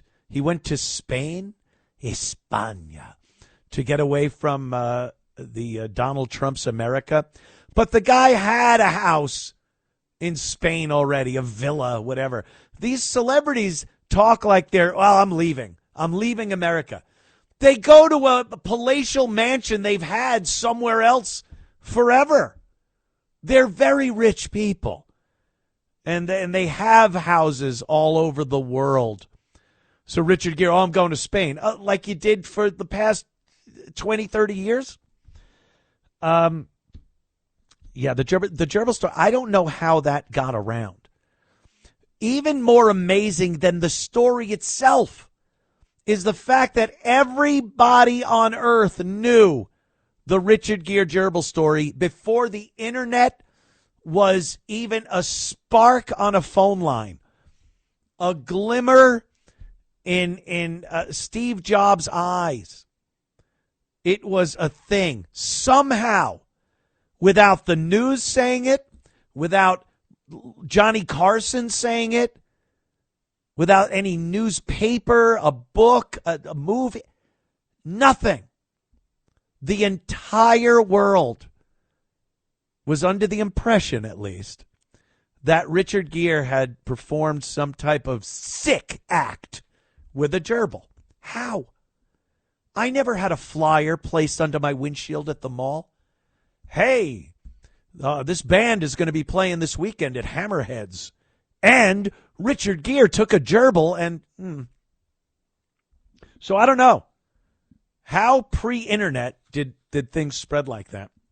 Amazing. Word of mouth. And that's what we decided to... It could have been something about history or science or something, and where the entire world would know a scientific fact that was amazing, and maybe you could utilize it in your life or something. No. The one thing the entire world was going to learn or find out without any internet or any mass communication was that he took a gerbil and, well, you know the rest. So Richard Gere is talking about immigrants. Now, of course, we have a lot of immigrant stories going on right now, and illegal immigrants. But they don't like using that word, and they don't like making the distinction between a president and an administration that throws out illegal immigrants and a tyrannical dictator who rounds up immigrants and throws them out of the country.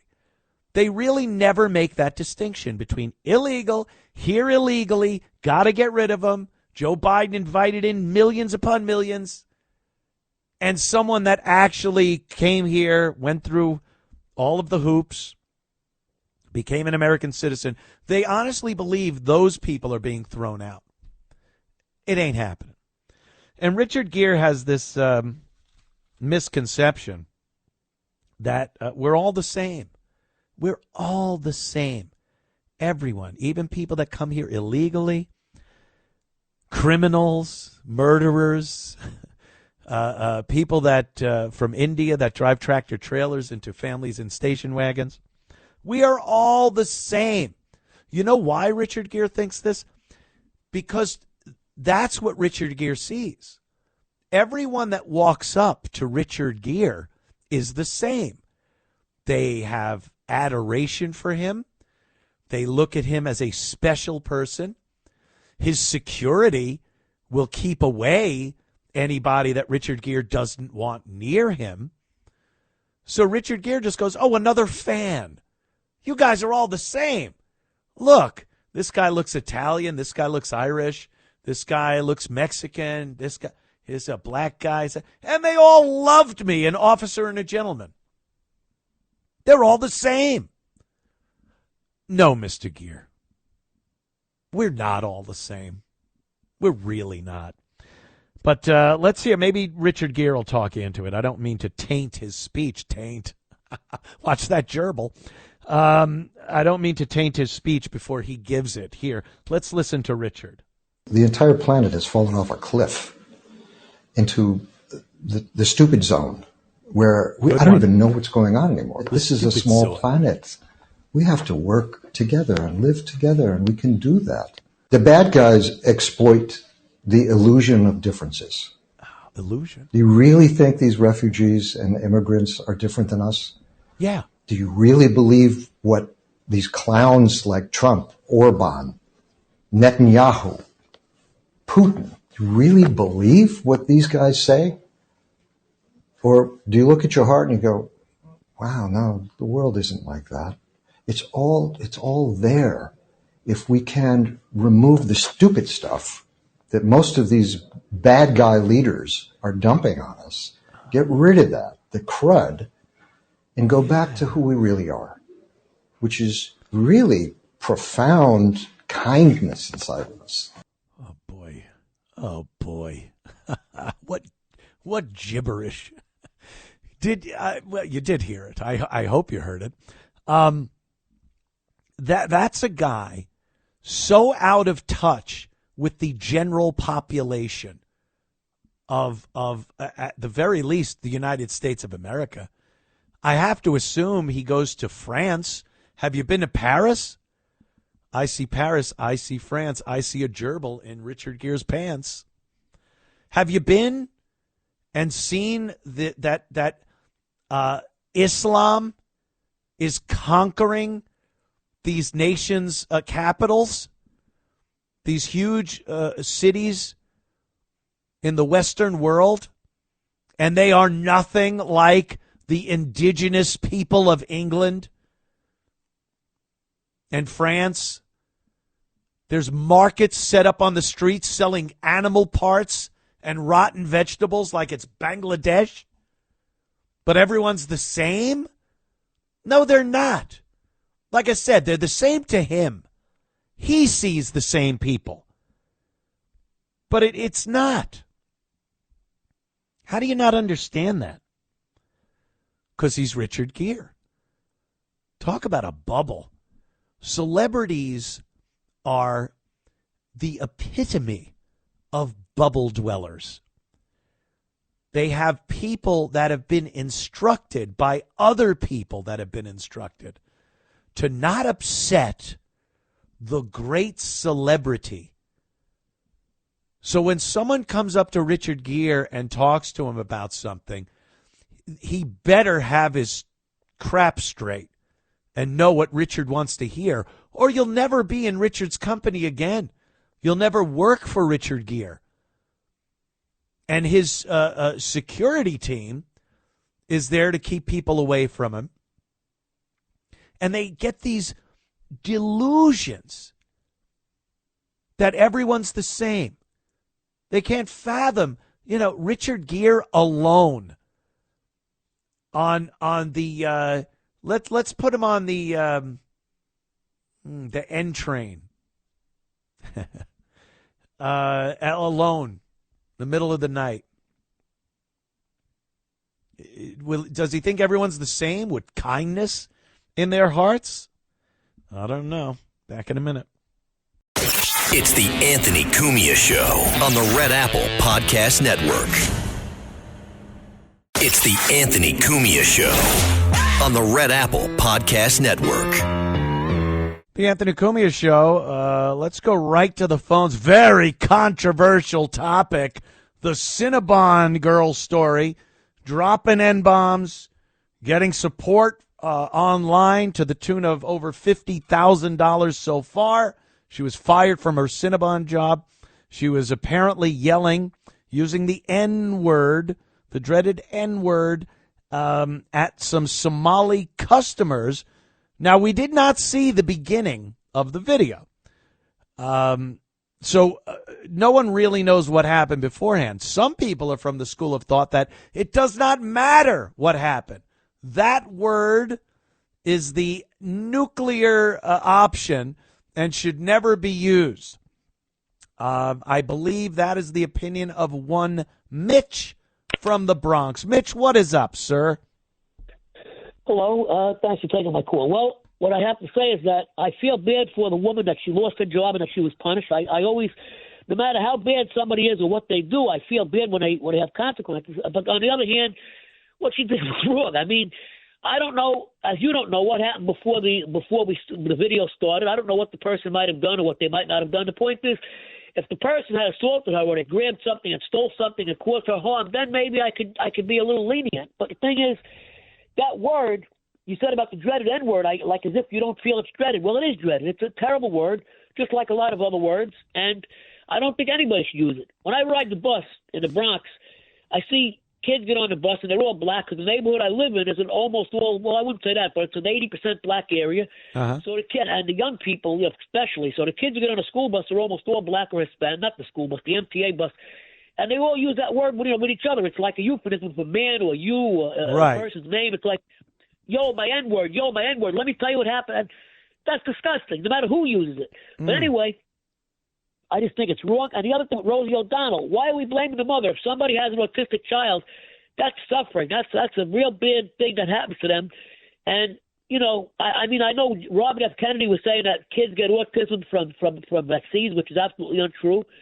And how the heck can anybody blame a parent for something like that? That's wrong. And as far as Rosie O'Donnell, I'm not a great fan of hers, but the thing is, if she's upset with Trump, there's a lot to be upset about. Blowing people out of the water, killing people, and bragging about it, that really is something to be upset about. But I'm not going to keep going. Those are my 2 points. My point is that with the Cinnabon lady, I think the N-word is never something. It's not a word that should never be used, along with any other ethnic or racial or religious, taunt, right, or for that matter, gender or whatever.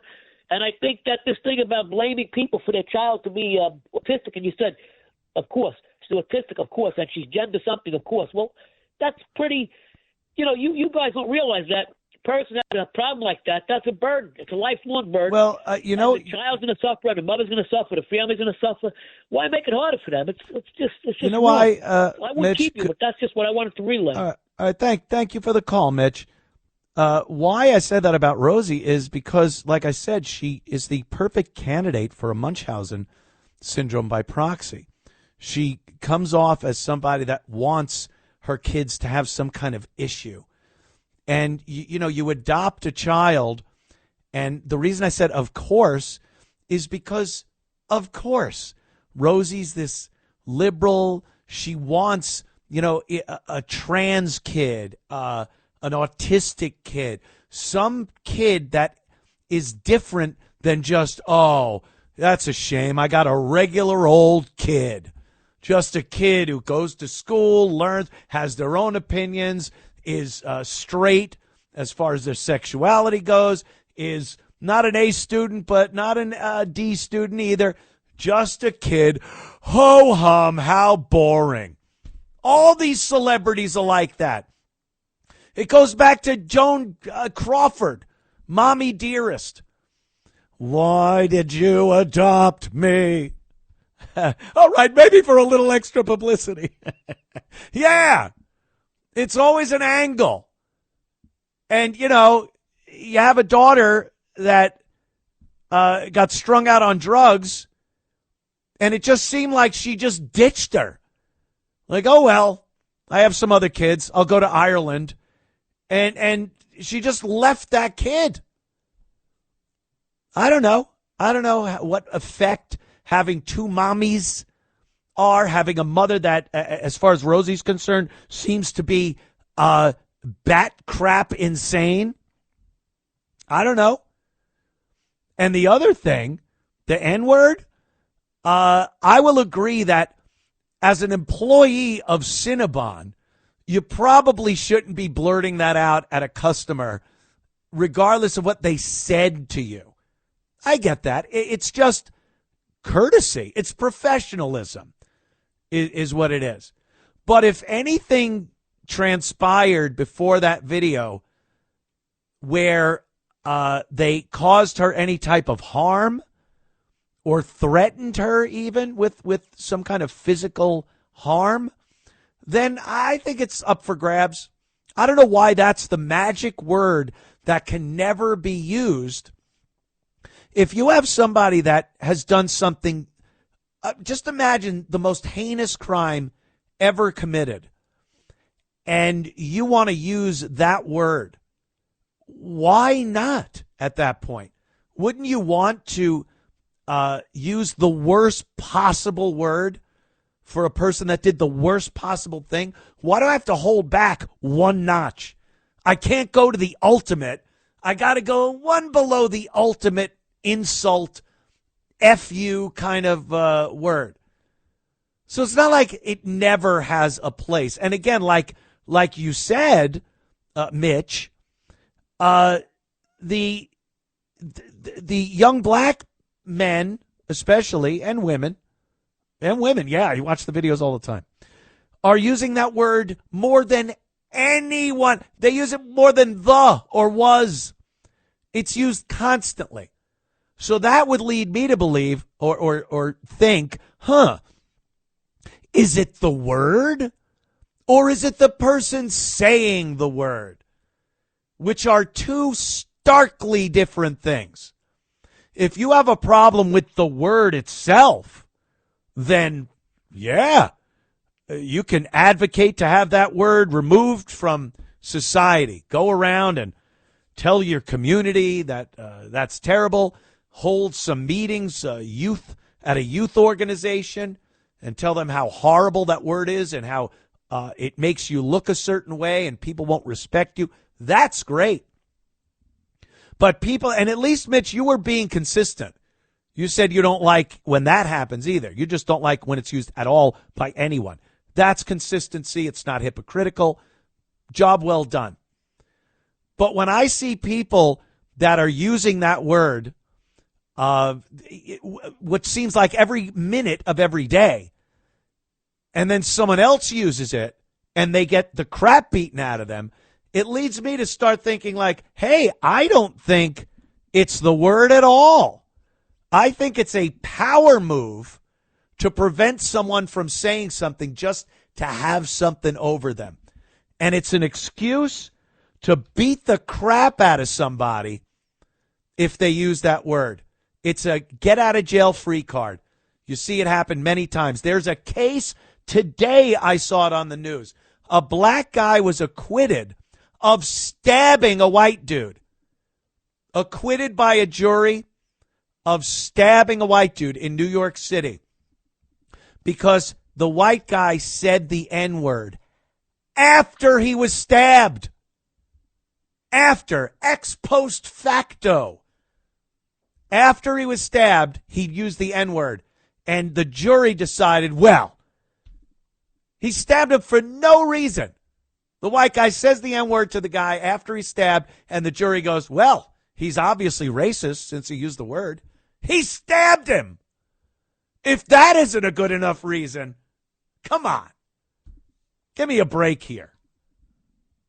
Jiminy Cricket, if I may use such harsh language. Well, let's see. I'll go to another story. All right. Oh, thank you for the call, though, Mitch. Do appreciate it. Immigration. We were talking about that. We got the Richard Gere, gerbil guy. And Obama. A lot of people have been speaking on immigration lately because of the ICE raids and this horrible misconception or misinformation or plain propaganda that American citizens are being dragged away and thrown out of the country. This is not happening. And Obama had something to say about immigration. And again, that old gag about how it's the greatest thing for America. It's great. We were terrible many years ago when this country didn't have a lot of immigrants, at least a lot of immigrants from third world countries. Before 1965, immigrants were coming in from Europe. These were people, England, France, Germany.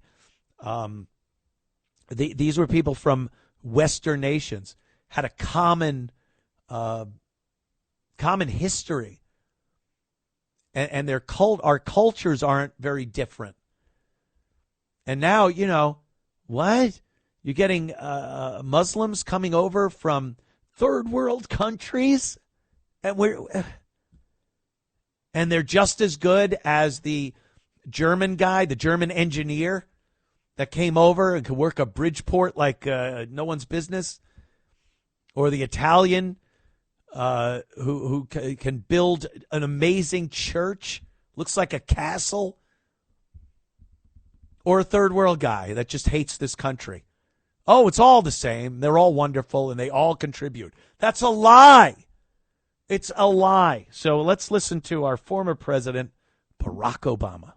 What's been pretty unique is this idea that you get a bunch of people from every corner of the planet who don't look alike, don't worship exactly the same way to their God, and don't even, don't eat the same foods, don't have the same last names, but somehow they're all working together and they can figure out how to make this place their own and live together and create something that hasn't been there before.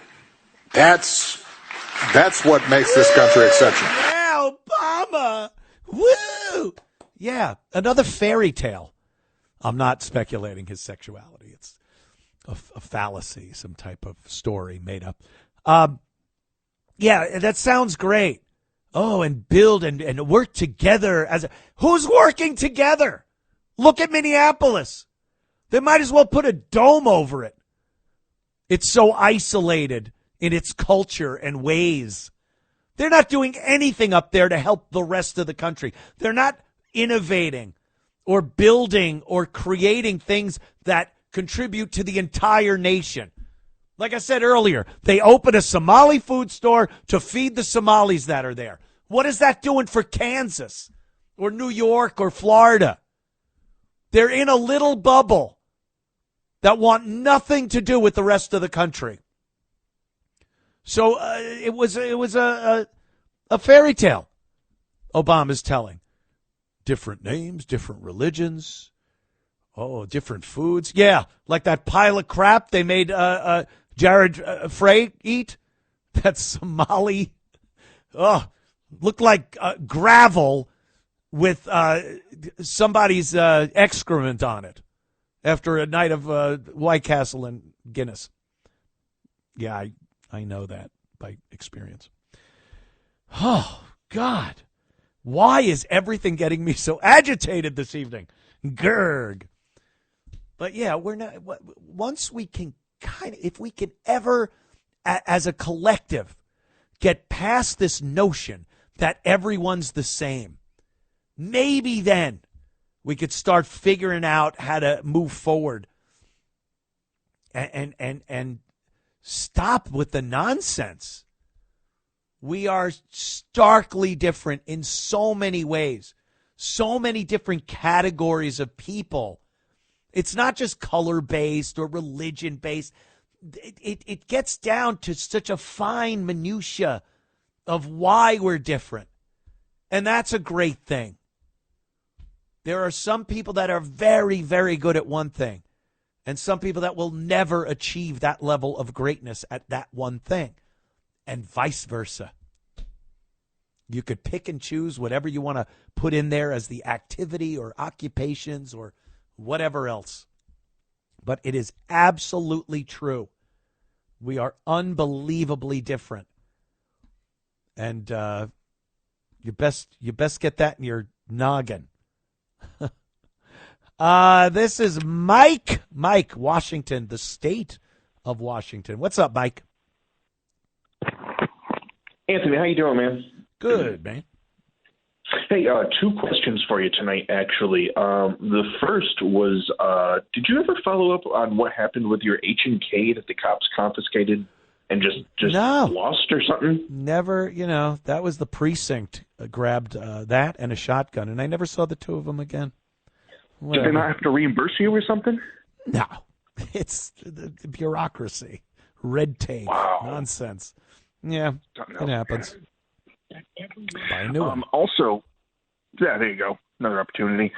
I wanted to talk to you more pertinently about the end game of the liberal agenda. I'm starting to open my eyes to some of the nonsense that the left is up to. Yeah. And, I mean, essentially, importing the criminals, third worlders, giving them our tax dollars, stealing votes to steal elections. Yeah. But what do you think the end game is? That's my question. Is all for what? To usurp power of a country that's ruined? What's the good in that? Yeah, I know. It's like ruining the country so you can have rule over a ruined country. I don't know what the absolute end game is, but I know whatever they're working on, what they're doing is dividing the population, and then they step in to make it seem like they're the wise ones that know what to do, and people gravitate toward power and authority. If the power and authority were truly the people, then the people would gravitate toward the community and us as Americans. And that's so dangerous to a government because they need power over the people. So, they want people to gravitate toward them as the final word, the authority on everything. And I think that's why they screw things up so badly. Yeah, maybe. I don't know. Thanks, Mike. Here goes Mike from great state of Washington. Never been. One of the very, very few states I've never been to. And over the course of the years, I have no ambition to want to go to Washington State. I hear it's beautiful. You could walk around, but these days, I don't know, I'll put on my VR goggles. I'll put on VR, and then I'll go, Washington State, please. And there I am, walking around the forests with the giant redwood trees, or walking the streets of Seattle with, don't step on that hypodermic needle. Oh, there's a homeless guy. Oh, no, a pile of human feces in the street. Oh, it's smell-o-vision. I don't know. I just don't want to go there. California was great back in the 70s when I was a real little kid. Awesome. So much fun. And now it's just destroyed. At least I had that, though. Got some good memories. All right, we will be back. Do not go anywhere. I'm the authority here, and you will listen. It's the Anthony Cumia Show on the Red Apple Podcast Network. It's the Anthony Cumia Show on the Red Apple Podcast Network. Yes, I want to thank everybody for tuning in this evening. You're wonderful. You are my celebrities. I celebrate you. A lot of talk. We even heard some calls allude to the Venezuelan drug boats that are being blown out of the water. And again, more, oh, no, you can't do that. It's illegal. It's this. It's war crimes. Trump, Hegseth, this, that, the other thing. Can we look at it as really trying to do something about the drug problem in this country? Now, personally, I don't think it will do anything. I don't think there's really any answer to the drug problem in this country. If I thought keeping drugs from coming into the country would work, then I would think, if you could keep guns from coming into the country, or certain states, let's say, that would solve the gun violence problem. No. It's an issue, you got to deal with the drug addict. Why Why are so many people doing drugs, Kramer? Why are so many people doing drugs? Why in this country do people feel compelled to get themselves so effed up on heroin, fentanyl, all kinds of oxycodone, whatever it is, whatever your drug of choice, until you figure that one out, it doesn't matter. The supply and demand will always win. And if there's a demand for drugs in this country, there will be a supply. They will get it in. You blow up enough boats, they'll figure something else out. They always have. The thing I like about it, about blowing these people up, is that we're blowing these people up. They're drug mules. They're people that operate within the drug cartels. They are bringing death to our shores. It sounds dramatic, but people are dying from these drugs that they're bringing in here. When you listen to the news shows and you listen to Democrats, they will tell you, why not just, if you find the boat, just pull it over and arrest them and put them on trial. And you're like, what are you talking about?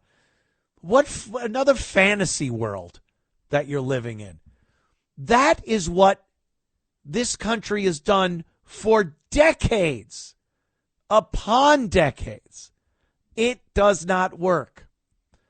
Do you think the cartels care that they grabbed a couple of low-level moles and arrested them? Do you think the cartel's going to hire attorneys to give these drug mules a vigorous defense? No. They'll go to prison and sit there and rot, and the cartels get other people to do the same thing. And if they get caught, wash, rinse, repeat. What blowing them up does is really kind of make the people getting on that boat a little leery. Maybe you can't find as many people to drive the boat. Maybe they drive the boat somewhere else, ditch it, and leave. You got to imagine staring at the sky like that at night on a boat, just waiting out of nowhere. You don't hear it. You don't see it. You are vaporized.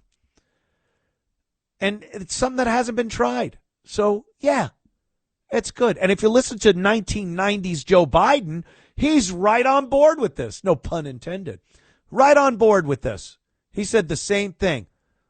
Start really blowing up, killing these narco-terrorists, they call them, because they are.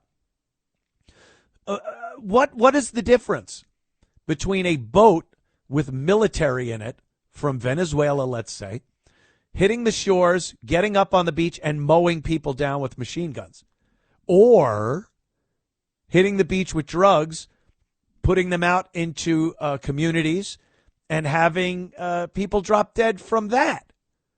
They're bringing deadly cargo either way. And the way they've tried the war on drugs hasn't worked. The legal system doesn't work. Trying to crack down on the cartel, that doesn't work. You kill enough of these people and blow up enough of their boats, they're really going to have to think about what they're doing and how to do it better. And then you figure that out and blow that up. Oh, tunnels. Let's just use some bunker busters and blow the tunnels up when they're transporting stuff through it. Fear works with the cartels. Nothing else. That's how they operate, through fear. You go against the cartel, they'll chop your head off. That's how it works, and your family. You try to bring drugs into the U.S., they will blow you up. That's what they understand. But people like, Adam Schiff and the rest of them, I had a Schiff clip, but we really don't have time for it. He's all pissed off, like all the rest of the Democrats. These are war crimes. These are people that aren't getting due process. They're terrorists. They are terrorists, terrorizing, bringing deadly cargo into the U.S. And they just want to make them sound like fishermen and the poor guy. It's Maryland Dad. Same thing. Remember Maryland Dad, the guy trafficking illegals across the border? They want to make all these people seem like saints. All the criminals here, let them out of jail. They just need therapy and a pat on the back. So sick of it. Boy, I got wound up today, didn't I? Thanks for tuning into the show. Anthony Cumia on X, so you can keep tabs on what I'm doing. And we'll be back right here next week. I do so enjoy our time together. See you then. Thanks for listening to The Anthony Cumia Show. You can hear The Anthony Cumia Show Sunday nights at 8. If you like the podcast, share it with your friends and listen anytime at WABCRadio.com and download the WABC Radio app. Hit that subscribe button on all major podcast platforms. Plus, follow WABC on social on Instagram, TikTok, Facebook, and X. See you next time for a new episode so you never have to wonder. What the heck is going on here? There are black beans, and then there are Goya black beans. Whole, plump, delicious, and loved by all kinds of chefs. The professional chefs at Chef's Best love them so much, they awarded our beans their Excellence Award. At Home Chefs love them so much, they awarded our beans the internationally acclaimed Goya black beans. Whole, plump, and oh so delicious. Find them in the Goya section of your local grocery store. If it's Goya, it has to be good.